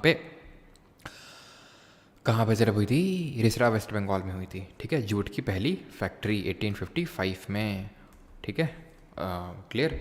और कॉटन की कहाँ पे हुई थी? वो 1818 में हुई थी सबसे पहले तो। देन उसके बाद उसको शिफ्ट किया गया था। पहले तो 1818 में हुई थी, वो वेस्ट बंगाल में हुई थी, वो फेल हो गई थी। देन 1854 में Bombay spinning and weaving machine हुई थी, केजीएन लेबर में, ठीक है। जूट की हुई थी पहली फैक्ट्री 1855 में, बिल्कुल सही है। रिसरा वेस्ट बंगाल में हुई थी, बिल्कुल। आगे बढ़ते हैं और यहाँ पे अब रेवोल्यूशन देख लेते हैं। Black revolution, biodiesel, petroleum, blue fish production, या फिर श्रिम्प प्रोडक्शन, ठीक है। देखिए, जो प्रॉन होता है उससे एसोसिएटेड है पिंक, ना कि श्रिम्प के प्रोडक्शन से। श्रिम्प को हम फिश ही कंसिडर करते हैं, इसलिए इसको ब्लू रेवोल्यूशन में रखेंगे। ब्राउन से आपका लेदर वगैरह एसोसिएटेड है, ठीक है। और फूड चेन ये आपको नहीं देखना है, ठीक है। ये क्या है? फार्मर्स की 2020 तक इनकम को डबल करना है, ये एक टारगेट रखा था। एक कमेटी बनी थी अशोक दलवाई कमेटी करके, ठीक है, उसने, ठीक है। अच्छा ये बताइए कि हम जैसे फादर ऑफ ग्रीन रेवोल्यूशन वगैरह पढ़ते हैं, तो फादर ऑफ ब्लू रेवोल्यूशन किसको बोलते हैं? ध्यान रखना, बोलते हैं हीरा लाल चौधरी जी को, ठीक है, हीरा लाल चौधरी जी को। गोल्डन रेवोल्यूशन देख चुके हैं, fruit, horticulture, honey production. Golden fibre अभी देखा, jute. Green food grain production, father आप जानते हैं नॉर्मन बोरलॉ को। कब नोबेल मिला था? पीस के लिए मिला था, जरा बताइए कमेंट में। एम.एस. स्वामीनाथन को इंडिया में बोलते हैं father of green revolution. High yielding variety seed 2 phases में इंडिया में इंप्लीमेंट किया गया था। PL 480 सीड्स ऑफ वीट को हमने उसको मतलब ऑल्टरनेटिव लेके आए थे। देन मैक्सिको और लैटिन अमेरिकन कंट्रीज़ में सबसे पहले इसको लाया गया था। एंड 1870 में नॉर्मन बोरलॉ को मिला था क्या? Peace prize, Nobel peace prize. Grey revolution, fertiliser production, pink, onion और प्रॉन जिसको झींगा भी बोलते हैं। रेनबो और एवरग्रीन ये आप हटा सकते हैं, मतलब ये है कि ओवरऑल डेवलपमेंट ऑफ एग्रीकल्चर। सिर्फ ग्रीन रेवोल्यूशन करेंगे तो सिर्फ उससे कुछ क्रॉप का फ़ायदा होगा, लेकिन सबका फ़ायदा होना चाहिए, इसके लिए एवरग्रीन रेवोल्यूशन। रेड लाल क्या होता है आपका? टमाटर होता है और मीट, ठीक है। राउंड गोल गोल आपका आलू होता है, potato. Silver, egg and poultry. Silver fibre, cotton बोलते हैं सिल्वर फाइबर को, ठीक है। और कॉटन के लिए सबसे बेस्ट सूटेबल सॉयल कौन सी होती है? सबसे टॉप मोस्ट प्रोड्यूसर स्टेट कौन सा है इंडिया में? White revolution, milk production, operation flood के नाम से जानते हैं, डॉक्टर वर्गीज कुरियन को फादर बोलते हैं। Yellow revolution, oil seed production, तिलहन उत्पादन, और सैम पित्रोडा को इसका फादर बोलते हैं, ठीक है। Cotton, black soil, 210 Frost free days, black soil को रेगर के नाम से जानते हैं, इम्परमिएबल होती है, सेल्फ फ्लोइंग कैरेक्टरिस्टिक्स होती हैं और north western part of Deccan प्लेटू में देखने को मिलती है, इसीलिए महाराष्ट्र गुजरात ही हमारे टॉप प्रोड्यूसिंग स्टेट रहते हैं कॉटन के।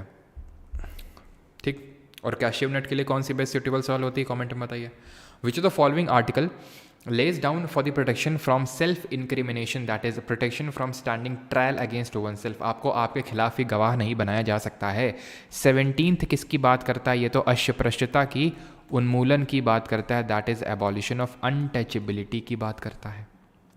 18 टाइटल के एबॉलिशन की बात करता है, उपाधियों के अंत की बात करता है कि कोई इस तरह के जो स्टेट है, हमारा स्टेट वर्ड है किस आर्टिकल में डिफाइंड है कि कोई जो स्टेट है वो कोई उपाधियां नहीं दे सकता है किसी को कि भाई आज से तुम महाराजा कहलाओगे, तुम खाने खाना, इस तरह से।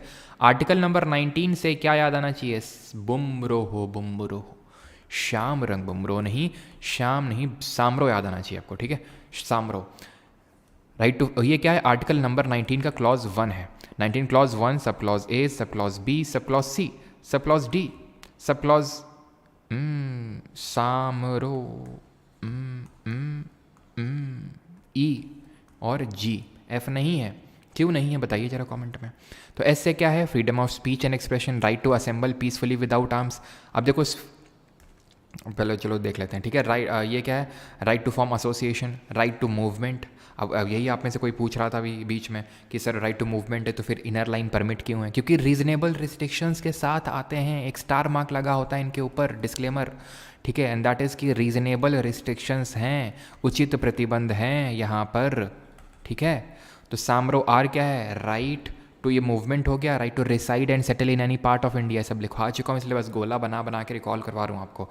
ओ से क्या है, right to free occupation and profession, अब कोई भी धंधा कर सकते हैं, article number 19 clause 1 sub clause जी बोलता है। इसका मतलब ये नहीं कि धंधा कर रहे हैं, जुआ खिलवा रहे हैं, ह्यूमन ट्रैफिकिंग कर रहे हैं, बोल रहे हैं ये तो तुम ही तो बोल रहे थे कि कुछ भी धंधा कर सकते हैं, हम लोगों को मार रहे हैं, उनसे हफ्ता वसूली कर रहे हैं, या हम हमारा धंधा है ये तो भाई रीजनेबल रिस्ट्रिक्शन नाम की कोई चीज़ होती है ना। तो ये एफ़ कहाँ है, एफ़ ये इसमें प्रॉपर्टी का राइट था, राइट टू प्रॉपर्टी को हम हटा चुके हैं 44th कॉन्स्टिट्यूशनल अमेंडमेंट ऑफ 1978 से। कहाँ है ये, part number 12 article number 300A, और एक लीगल राइट है, एक विधिक अधिकार है वो भी, ठीक है।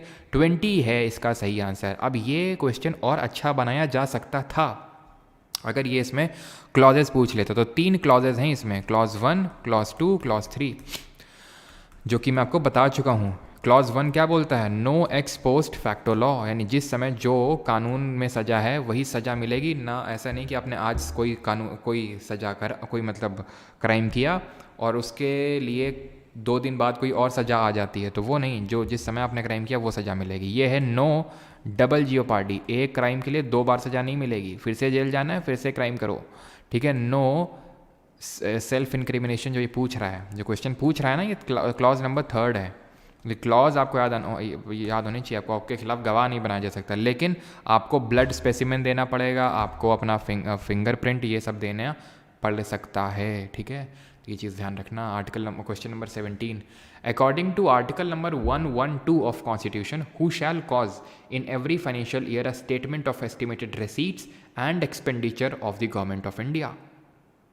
कौन है वो जिसके नाम पे बजट को रखा जाता है, तो ये जो होता है एनुअल फाइनेंशियल स्टेटमेंट, आर्टिकल 112, ये एक तरह का मनी बिल ही तो होता है, धन विधेयक ही तो होता है। धन विधेयक के बारे में पढ़ चुके हैं, आर्टिकल नंबर 109 में इसका पूरा प्रोसीजर और आर्टिकल 110 में इसकी डेफिनेशन लिखी हुई है। इसको लाने के लिए पहले हमें प्रेसिडेंट की प्रायर रिकमेंडेशन चाहिए होती है, स्पीकर ऑफ लोकसभा ऑथराइज करता है किसी बिल को एज अ मनी बिल। इसमें वोटिंग और सही सारी चीज़ों का जो पावर होता है वो लोकसभा के पास होता है, राज्यसभा तो सिर्फ रिकमेंडेटरी पावर रखता है, 14 दिन तक उसको अपनी कुछ ना कुछ सुझाव देने होते हैं, अमेंडमेंट वो नहीं कर सकता है, सुझाव बस दे सकता है। मनी बिल की अगर हम बात करें, मनी बिल में कोई जॉइंट सिटिंग यानी कि संयुक्त बैठक का प्रावधान नहीं होता है। क्लियर इतनी चीज़, ठीक। और जरा बताइए ऑर्डिनरी बिल जो होता है, साधारण विधेयक, वो किस अनुच्छेद में आता है। तो जो बजट होता है जो अभी रखा गया 1 दिन पहले, वो प्रेसिडेंट के नाम पे रखा जाता है, राष्ट्रपति जी के नाम पे रखा जाता है, ध्यान रखिएगा। ऑप्शन नंबर 2, तो president shell cause in every financial year statement of estimated receipt and expenditure, इस तरह से रखा जाता है। और कल पूरा आई थिंक जब मैंने बजट पढ़ाया था परसों शाम को, तो मैंने पूरा बताया था किस तरह से क्या स्टेजेस होती हैं। क्लियर थी चीज़। तो ये ऑथराइज़ करते हैं किसी बिल को एज अ मनी बिल। मैंने क्या पूछा था यहाँ पे, हाँ ये मैंने पूछा था कि ऑर्डिनरी बिल किस में है, तो 107। और मैंने तुम्हें ये भी बताया था कि ऑर्डिनरी बिल के केस में सेम पावर होती है लोकसभा राज्यसभा के पास। जॉइंट सिटिंग अलाउड है। किस आर्टिकल में आती है जॉइंट सिटिंग? 108। कहाँ से लिए हैं ये बता दो। कौन इसकी अध्यक्षता करता है जॉइंट सिटिंग का ये बता दो। कितनी बार हुई है ये बता दो। कौन बुलाता है ये बता दो। ऑर्डिनरी बिल दो तरह का होता है, एक तो पब्लिक बिल और दूसरा private member bill. Private member कौन होता है? जो मिनिस्टर नहीं होता है। ध्यान रखना, जो मिनिस्टर नहीं होता है उसी को प्राइवेट मेंबर बोल देते हैं। और 108 में दी हुई है जॉइंट सिटिंग यानी संयुक्त बैठक। कौन बुलाता है? और मगर जाने का भी है, प्रेसिडेंट बुलाता है और लोकसभा का जो स्पीकर होता है वो इसकी अध्यक्षता करता है, प्रिसाइड करता है। और 3 बार हुई है। कैसे याद करना है? बैंक में काम करता था एक टेररिस्ट, उसने डाउरी ली थी। बैंकिंग सर्विसेज कमीशन बिल के लिए, डाउरी प्रोहिबिशन के लिए बिल था, और POTA that is prevention of terrorism act. 3 बार हुई जॉइंट सिटिंग और तीनों बिल को सिंपल मेजोरिटी से पास करवाना होता है जॉइंट सिटिंग में। और जॉइंट सिटिंग लोकसभा के जो नियम अनुसार चलती है। बराबर के कहाँ पे देखने को मिलेंगी? जो famously known for depicting Ashoka's inscriptions.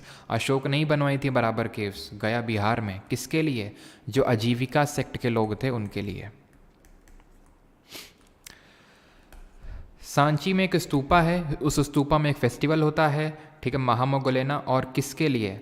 किसके लिए? मोगली पुत्ता हमने देखा था। और महामगलेना के लिए क्या होता है वहाँ पे? इस फेस्टिवल को सेलिब्रेट किया जाता है। फेस्टिवल का नाम क्या है? चेतियागिरी विहार फेस्टिवल। चेतियागिरी विहार फेस्टिवल होता है जो कि सबसे पुराना स्तूपा है। ठीक। रामपुरवा, रामपुरवा में क्या देखने को मिलता है? अशोका का एक स्तंभ देखने को मिलता है जिसकी कैपिटल क्या थी? बुल। तुम्हें बताए थे ना, ये क्या होता है? शाफ्ट होता है। शाफ्ट के ऊपर अबाकस होता है, अबाकस के ऊपर कैपिटल रखी हुई होती है, एक जानवर होता है।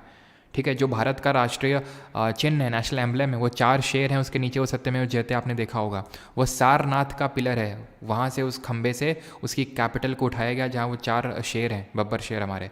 ठीक है। उसी तरह ये रामपुरवा का बुल है जो कहाँ रखा हुआ है, जरा बताइए कहाँ पे रखा हुआ है? तब तक बाकी केव, ये देखो बराबर केव, एकदम बराबर जमीन लग रही है कि नहीं? बराबर है एकदम ज़मीन। ठीक है। ये बराबर केव्स हैं। ऐसे कुछ और हमारी केव्स हैं। कौन कौन सी केव्स हैं? जैसे कि कन्हेरी की केव्स कहाँ पे हैं?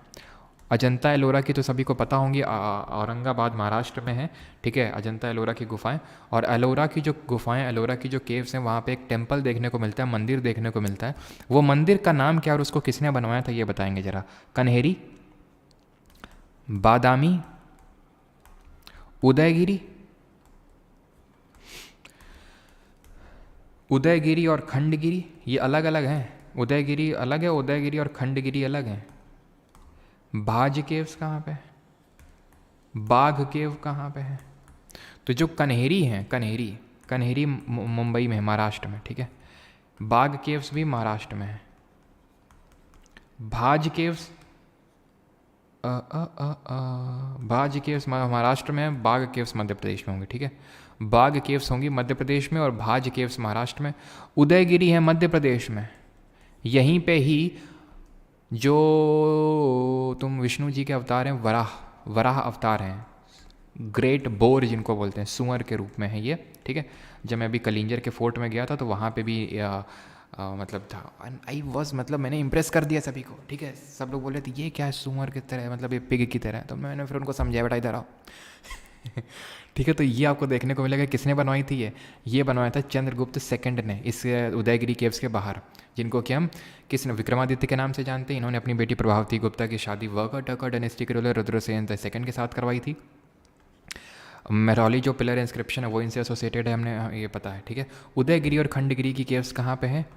उड़ीसा में है। ठीक है। उड़ीसा में है। और बादामी की केव्स कहाँ पे हैं? कर्नाटक में है ना। और बस कुछ पूछा था यहाँ पे मैंने तुमसे। ये बुल आपको देखने को मिलेगा कहाँ पे? ये देखने को मिलेगा राष्ट्रपति भवन में। राष्ट्रपति भवन में।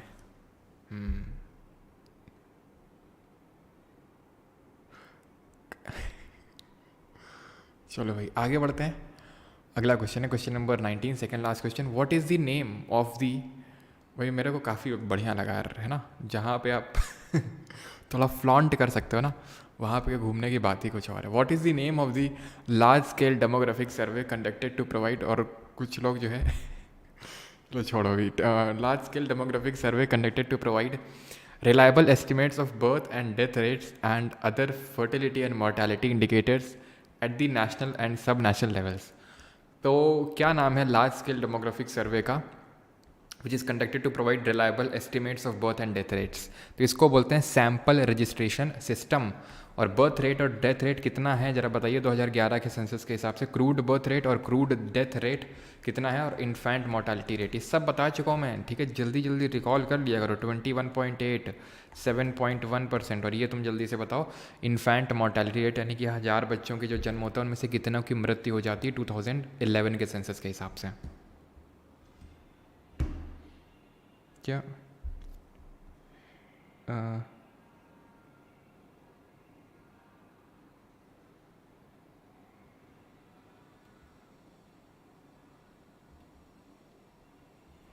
क्या चीज़? अच्छा, उसका आंसर दे रहा हो, ठीक है.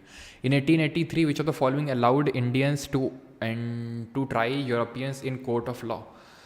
किसने अलाउ कर दिया था कि जो यूरोपियंस का है ट्रायल्स चल सकता है इंडियन जजेस के तहत? ये मैंने आपको बताया था, अगर आपको याद हो. ये एल्बर्ट बिल ने अलाउ किया था. 1883 में ये बिल आया था, 1883 के टाइम पे. और इस बिल के तहत हुआ क्या था कि अब जो यूरोपियंस हैं अगर वो कुछ भी करते हैं तो उनका ट्रायल इंडियन जजेस के तहत अंडर चल सकता है, जो पहले नहीं चल सकता था. इसका विरोध भारत में रह रहे ब्रिटिशर्स और ब्रिटेन में रह रहे ब्रिटिशर्स ने बहुत किया. And it expose the real face of the Britishers in front of Indians. देखो ये मतलब इतनी छोटी सी बात हो, वैसे तो बड़ा इक्वालिटी चिल्लाते हैं कि हम मतलब इक्वालिटी को प्रमोट करते हैं, इक्वालिटी को प्रमोट करते हैं, लेकिन जब खुद पे बात आई तो इक्वालिटी सारी इनकी धरी रह गई. और मतलब ये हमें आज भी खुद से लोअर ट्रीट करते हैं और इसी वजह से ये रेजिस्ट कर रहे हैं इस बिल को. और इसी को एक इमीडिएट कॉज माना जाता है इंडियन नेशनल कांग्रेस के फॉर्मेशन का, जो फॉर्म होती है 1885 में. ठीक है, आपको पता इसके ये फॉर्मेशन मैंने आपको पढ़ाया है कि नहीं इंडियन नेशनल कांग्रेस का? जरा बताएंगे. कि एलन ऑक्टेवियन ह्यूम इसका फाउंडर था, जो कि फादर ऑफ इंडियन ऑर्निथोलॉजी के नाम से जाना जाता है. और ठीक है, पहले और डफरिन इस समय वॉइस रॉय हुआ करता था. कौन? जब ये कांग्रेस बनी, ना कि इल्बर्ट बिल आया. जब इल्बर्ट बिल आया तो ध्यान रखना, रिपन, लॉर्ड रिपन, इसके नाम के आगे लॉर्ड आप लगा सकते हो, उनके नाम के आगे. लॉर्ड रिपन के टाइम पे इल्बर्ट बिल ये कंट्रोवर्सी हुई थी. थोड़ा सा पढ़ाया था शायद. अच्छा, डफरिन, ठीक नहीं पढ़ाया. ठीक है, तो आई थिंक थोड़ा सा पढ़ाया होगा मैंने. I think Allan Octavian Hume के बारे में बताया होगा डफरिन के समय. और डफरिन ने कांग्रेस को अ फैक्ट्री ऑफ सेडिशन बोला था. ये पढ़ाया है कि नहीं इन्होंने? कांग्रेस को अ फैक्ट्री ऑफ सेडिशन बोला था डफरिन ने. सेफ्टी वॉल्व थ्योरी किसने दी थी कांग्रेस को फॉर्मेशन कर लेके? Safety valve theory. ठीक है, तो यहाँ पे मैं क्या बोल रहा था, रिपन. इनको ये तो रिपन के बारे में तो मल्टीपल बार बता चुका हूँ. Father of local self government बोलते हैं. पहली कंप्लीट या फिर सिंक्रोनाइज सेंसस हुई थी 1881 में. 1881 में पहला फैक्ट्री एक्ट आया था इन्हीं के टाइम पे. 1882 में वर्नाकुलर प्रेस एक्ट को रिपील कर दिया था इन्होंने. अच्छा, वर्नाकुलर प्रेस एक्ट को वो कर दिया था, लेकिन ध्यान रखना कई लोग कन्फ्यूज़ कर जाते हैं. लिबरेटर ऑफ इंडियन प्रेस के नाम से रिपन को नहीं जानते हैं. किसको जानते हैं? ये चार्ल्स मेटकाल्फ करके एक था. ठीक है, इसको लिबरेटर ऑफ प्रेस के इंडियन प्रेस के नाम से जानते हैं, ना कि रिपन को. ध्यान रखिएगा. ठीक है, भले इन्होंने वर्नाकुलर प्रेस एक्ट को 1882 में रिपील किया था, आर्म्स एक्ट को रिपील किया था 1882 में. ये दोनों एक्ट, वर्नाकुलर प्रेस एक्ट और आर्म्स एक्ट, ये दोनों लेटन लाया था 1778 में. और रिपन के टाइम पे इल्बर्ट बिल कंट्रोवर्सी भी हुई थी. और रिपन के टाइम पे हंटर एजुकेशन कमीशन भी आया था. इंडियन पीनल कोड क्या है? इंडियन पीनल कोड ये आया था 1860 में, जिसको कि अभी रिपील किया जा चुका है. बताइए, 1860 में जो इंडियन पीनल कोड आया था, थॉमस बेबिंगटन मैकौले जो कि लेके आया था. थॉमस बेबिंगटन मकौले जो कि लेके आया था. मकौले बड़ा मकौले टाइप का आदमी था ये. ठीक है, तो ये पहला लॉ कमीशन का चेयरमैन भी था, हम लोगों ने देखा था. प्री इंडिपेंडेंस, पोस्ट इंडिपेंडेंस तो MC सेतलवाद थे. तो ये जो थॉमस बेबिंगटन मैकौले था, ये 1860 में जो IPC इंडियन पिनल कोड लाया था, इसको अब रिप्लेस किससे किया जा चुका है? इसी तरह आपका 1872 में 1872 में आया था भारतीय साक्ष्य अधिनियम. दैट इज सॉरी, इसको भारतीय साक्ष्य अधिनियम नहीं बोलेंगे, इसको इंडियन एविडेंस एक्ट बोलेंगे अभी के लिए. तो ठीक है, अभी बताता हूँ कैसे क्या.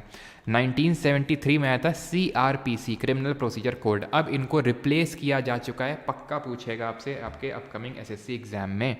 IPC बन चुका है क्या? ये बन चुका है भारतीय न्याय संहिता. ठीक है, भारतीय न्याय संहिता बन चुका है, पक्का पूछेगा, नोट कर लीजिएगा। इंडियन एविडेंस एक्ट ये अब बन चुका है भारतीय साक्ष्य अधिनियम, ठीक। और CRPC क्रिमिनल प्रोसीजर कोड क्या बन चुका है? ये बन चुका है भारतीय नागरिक सुरक्षा अधिनियम, नागरिक सुरक्षा संहिता कर लीजिए इसको, ठीक है, संहिता ही है ये। क्लियर? ऑप्शन नंबर सेकंड यहाँ पे सही आंसर हो जाएगा। अब आता है बात किसका? शॉर्ट। पहला question, which country will host the 2024 G20 summit? कौन होस्ट करेगा 2024 वाली G20 समिट को? इतना चेंज हो रहा। अज़रबैजान, इंडोनेशिया, ब्राज़ील या फिर रशिया? अज़रबैजान तो इस साल की जो कॉन्फ्रेंस ऑफ पार्टीज़ होगी ऑन क्लाइमेट चेंज, ठीक है, उसको होस्ट करेगा। ब्राज़ील का जो रियो डी जेनेरियो जहाँ पे 2016 के ओलंपिक्स हुए थे वो होस्ट करेगा। ब्राज़ील की कैपिटल क्या है? ब्राज़ीलिया है, ठीक है, ये इसको होस्ट करेगा, ठीक है। 2023 का जो हुआ था वो किसने किया था? इंडिया ने किया था। 2022 वाला इससे पहले इंडोनेशिया ने किया था। जो इंडिया ने होस्ट किया था 2023 वाला, दैट इज़ 2023 वाला, तो इसकी थीम क्या थी ये बता देंगे ज़रा? थीम क्या थी? फिर इसमें ये बता दीजिएगा कि क्या बता दो, चीफ कोऑर्डिनेटर कौन था? Who was chief coordinator? Who was the Sherpa? और इसमें किसको, अब G21 बन चुका है। अभी तक क्या था? 19 कंट्रीज़ प्लस यूरोपियन यूनियन इसका पार्ट थी, ठीक है। लेकिन अभी इसमें अगर हम बात करें तो टोटल 21 इसमें पार्ट हो चुके हैं। दैट इज़ एक और यूनियन जो है इसमें इंक्लूड हो चुका है, एक और यूनियन इसमें आ चुका है। तो थीम की बात करें तो है क्या? थीम है इसकी वसुधैव कुटुंबकम, that is one earth one family, ठीक है, वन अर्थ वन फैमिली, ठीक है, वसुधैव कुटुंबकम। इसको किस उपनिषद से लिया गया है? चीफ कोऑर्डिनेटर हर्षवर्धन श्रृंगला जी हैं, हर्षवर्धन श्रृंगला। और शेरपा कौन है? अमिताभ कांत, है ना? क्लियर? और अब बन चुका है अफ्रीकन यूनियन भी इसका पार्ट बन चुका है। इंडिया की प्रेसिडेंसी के अंडर में African union has also became a part of it. Alright, चलिए एंड द लास्ट क्वेश्चन पे आते हैं। This which city has become the first solar city of India? कौन सा शहर जो है पहला सोलर सिटी बन चुका है? हाँ, मंडक उपनिषद से नहीं लिया गया है, गलत है सभी लोगों का, महाउपनिषद से इसको लिया गया है, ठीक है, महाउपनिषद से लिया गया है, ठीक है। And the last question is which city has become the first solar city of India? Varanasi, Sanchi, Jaipur या फिर इंदौर? फर्स्ट सोलर सिटी पूरी तरह से। भैया जो अब CCHSL का एग्ज़ाम हुआ है उसके अभी क्वेश्चन ट्यूट करना। प्रखर क्या बात कर रहे हो यार, सही बताओ, CHSL के क्वेश्चन डालने थे क्या? हैं? हमें भी पता है यार कौन से क्वेश्चन कब डालने हैं, चिंता मत करो, है ना।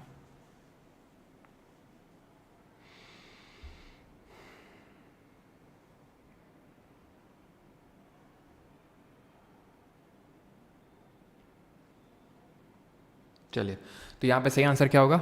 यहाँ पे सही आंसर होगा जहाँ पे चेतियागिरी विहार फेस्टिवल होता है, जिस स्तूपा में the oldest stupa in India, that is Sanchi stupa. पहला सोलर सिटी बन चुका है सांची, जो कहाँ पे? मध्य प्रदेश में है। और ये जो है सोलर एनिमेशंस को काफ़ी हद तक कम करेगा। तो ऑप्शन नंबर बी यहाँ पे सही आंसर हो जाएगा, दैट इज़ सांची, ठीक है। यहाँ पे एक टोटल अभी तो आई थिंक 3 मेगावाट का लगा हुआ है, और इसका मतलब जो सोलर प्लांट है, और इसको और बढ़ाया जाएगा अभी रिसेंटली, ठीक है। चलिए, तो यहाँ पे आज का लेक्चर होता है हमारा ख़त्म। और इंटरनेशनल सोलर लैंड्स का हेडक्वार्टर आपको पता है गुरुग्राम हरियाणा में है, ठीक है। चलिए, तो आज का लेक्चर होता है ख़त्म। बाकी आपको पता है नोट्स कहाँ पे आपको मिलते हैं। नोट्स आपको परमार अकेडमी ऐप पे हिंदी और इंग्लिश में अलग से मिल जाएंगे, PYQ सीरीज़ PDF 4 कोर्स में। एंड किसी का कोई डाउट हो तो आप पूछ सकता है। बताओ ज़रा, sir is the tourist guide? हाँ, टूरिस्ट गाइड तो हैं। टूरिस्ट गाइड, तुम घूमने चलो हमारे साथ, तुम कभी सर आप शादी करो, हम AIR-1 लेके आएंगे। अविकाश, तुम बेटा लेके आओ AIR-1, ठीक है अविकाश, तुम्हारा नाम याद रखेंगे। तुम ले आए ना, उसी दिन मैं जाके कोर्ट मैरिज कर लूँगा। अच्छा जिससे करूँ मैं, लेकिन कर लूँगा अगर तुम्हारी AIR-1 आ गई ना अविकाश, सही बता रहा हूँ, आज पूरे 1000 लोग के सामने मैं शपथ ले रहा हूँ। और वहाँ पे ओही ओही के नारे लगाऊंगा मैं। ठीक है, बस तुम AIR-1 लेके आओ। चलो भाई, तो स्कोर वगैरह भी आप कैलकुलेट करते रहा करिए, ठीक है, क्योंकि अब कुछ चीज़ें आपको रिपीट लगती होंगी यहाँ पे, है ना।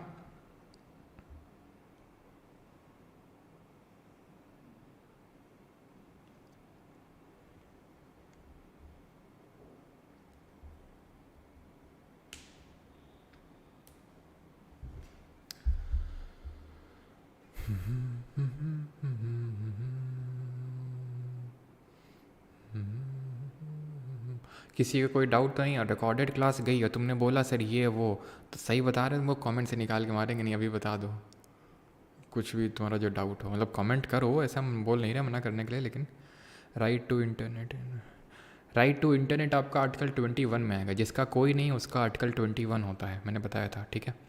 लेकिन 21 में भी हो सकता है 19, आर्टिकल 19 याद रखना तुम, ठीक है। इसमें फंड राइट टू इंटरनेट का आई थिंक जो केस हुआ था, एक केस का नाम तो एकदम अभी याद नहीं आ रहा है, मतलब पुट्टू स्वामी केस था, कोई था केस, अब एकदम से याद नहीं आ रहा, वो आपका 19 में उसने बोला था, उसके उस केस के तहत सुप्रीम कोर्ट ने, तो आर्टिकल 19 ही याद रखना, राइट टू इंटरनेट वाला। Alright, thank you to all, धन्यवाद सभी को। और कुछ तो आज बाहरी शक्तियों का काम रहा है ना, व्यूवरशिप काफ़ी तगड़े से घटाने में, मतलब 1/3 रही आज व्यूवरशिप, तो पूरी 1/3। क्वेश्चन नंबर 3 बताना है, एक सेकेंड। और ये PPT की PDF आपको परमार SSC के टेलीग्राम पे मिल जाएगी, ठीक है। FRB आज से स्टार्ट हो रही है, जी हाँ, मोस्ट प्रोबेबली मैं पूरी कोशिश कर रहा हूँ। देखो अगर लाइव होगी तो आज से नहीं, कल से स्टार्ट होगी, ठीक है। मैं सोच रहा हूँ कि लाइव रखें उसको। Not an alkaline earth metal, कौन सा नहीं है? तो देखिए एल्कलाइन अर्थ मेटल वो होते हैं जो दूसरे ग्रुप से बिलोंग करते हैं, तो इसमें सोडियम दूसरे ग्रुप से नहीं, पहले ग्रुप से, वो एक एल्कली मेटल है, एल्कलाइन अर्थ मेटल नहीं, ठीक है, इसलिए। चलिए भाई, तो FRB शायद देखते हैं, अगर रिकॉर्डेड होगा तो आज से स्टार्ट हो जाएगा, और नहीं तो फिर अगर लाइव होगा तो कल से, है ना। लाइव का मैं सोच रहा हूँ। टाटा सेट, टाटा। एलोरा में, हाँ मैंने पूछा था एलोरा में किसने मंदिर बनवाया था, तो कृष्णा वन राष्ट्रकूट डायनेस्टी के रूलर थे, उन्होंने कैलाश टेम्पल बनवाया था, जो कि रॉक कट मोनोलिथिक टेम्पल था। रॉक कट, एक ही चट्टान से बना हुआ मोनोलिथिक, जिसको औरंगजेब ने बहुत तोड़वाने की कोशिश की लेकिन तोड़वा नहीं पाया।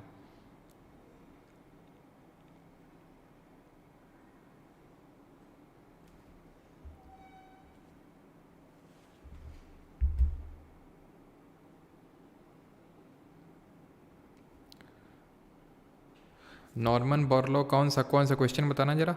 1870 लिख दिया क्या मैंने गलती से? क्वेश्चन बता सकते हो आप? ये होगा यहाँ पे, है ना, ओ सॉरी, ये 1970 होगा, ठीक है, 1970 होगा।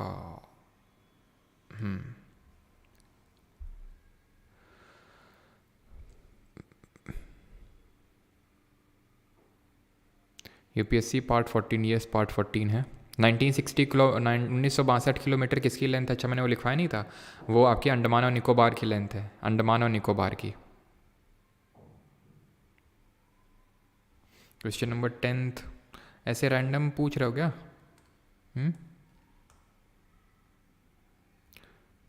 UPSC, हाँ क्या दिक्कत इसमें कुछ प्रॉब्लम है क्या? या फिर अच्छा इसको पार्ट 15 लिख दिए, सॉरी यार, पार्ट 14 होगा, ठीक है। यही आई थिंक डाउट होगा ना, 15 और 14 में ही। 15 में तो आपका इलेक्शन कमीशन ऑफ इंडिया है। सर प्रजनन दर किसे कहते हैं? रेट ऑफ, क्या बोलेंगे उसको, किस रेट से पॉपुलेशन इंक्रीज हो रही है।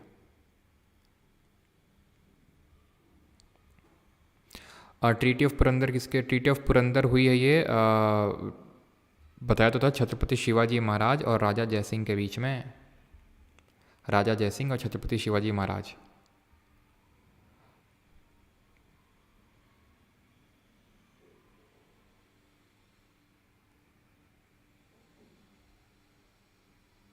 मोलासिस बेसिन नहीं बताया सर आपने, मोलासिस बेसिन नहीं बताया क्या? मोलासिस बेसिन मिज़ोरम होगा, ठीक है, नोट कर लो। मोलासिस बेसिन मिज़ोरम होगा, कहाँ गया मोलासिस बेसिन वाला क्वेश्चन। अच्छा अच्छा अच्छा अच्छा, इसलिए पूछे थे। रुको रुको रुको रुको, फ्लो फ्लो में कुछ चीज़ें मुंह से और निकल जाती हैं, लिख और कुछ जाता है। यहाँ पे मैंने मोलासिस बेसिन यहीं कहीं पूछा था ना, ये है आपका मोलासिस बेसिन के नाम से जाना जाता है आपका मिज़ोरम, ठीक है, मिज़ोरम है आपका मोलासिस बेसिन। CRPC आपका 1973 में ही आया था। सी आइस और क्या चीज़ सी आइस, हाँ सी आइस वाले क्वेश्चन में कुछ स्टूडेंट डाउट्स बोल रहे थे, अभी मैंने आई थिंक क्वेश्चन को देखा नहीं, मैं देखता हूँ सी आइस में 30। CRPC 1873 नहीं सर, 1973 ही होगा वो, ठीक है।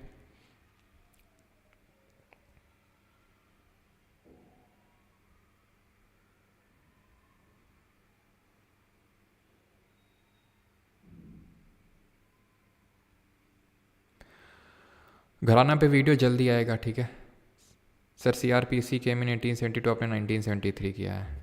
नहीं बेटा, 1973 का ही वो एक्ट है, 1973 का एक्ट है वो CRPC का।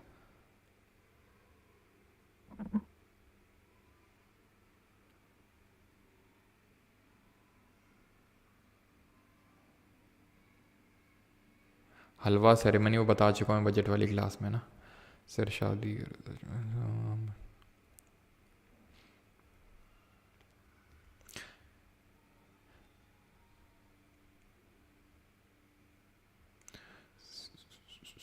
इन्फेंट मॉर्टलिटी, अच्छा मतलब सारी चीज़ हम ही से पूछ लोगे। बोल रहे इन्फेंट मॉर्टलिटी रेट नहीं बताया सर आपने, हैं कुछ अपने आप से भी कर लो। एक क्वेश्चन पूछा उसमें भी तुम लोग इन्फेंट मॉर्टलिटी रेट नहीं बताया, बताया नहीं है पहले, हैं 44 रफली 2011 के सेंसस के हिसाब से कितने इन्फेंट्स की डेथ हो रही है।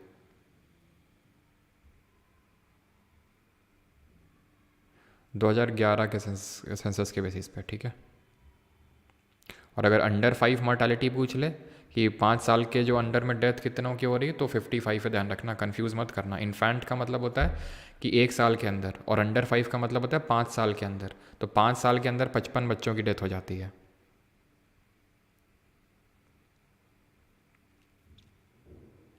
चलिए भाई, थैंक यू सभी को, अभी क्लास ख़त्म करते हैं बिकॉज सारे डिस्कशंस हो चुके हैं। 14 क्वेश्चन का answer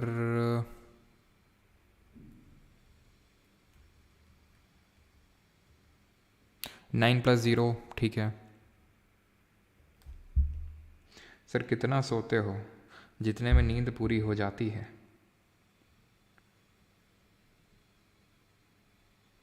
safety wall theory, Lala Lajpat Rai, ठीक है। चलिए भाई, थैंक यू सभी को। कहीं कहीं पे कुछ और भी दिया हुआ है, बट आपको लाला लाजपत राय मान के चलना है, ठीक है।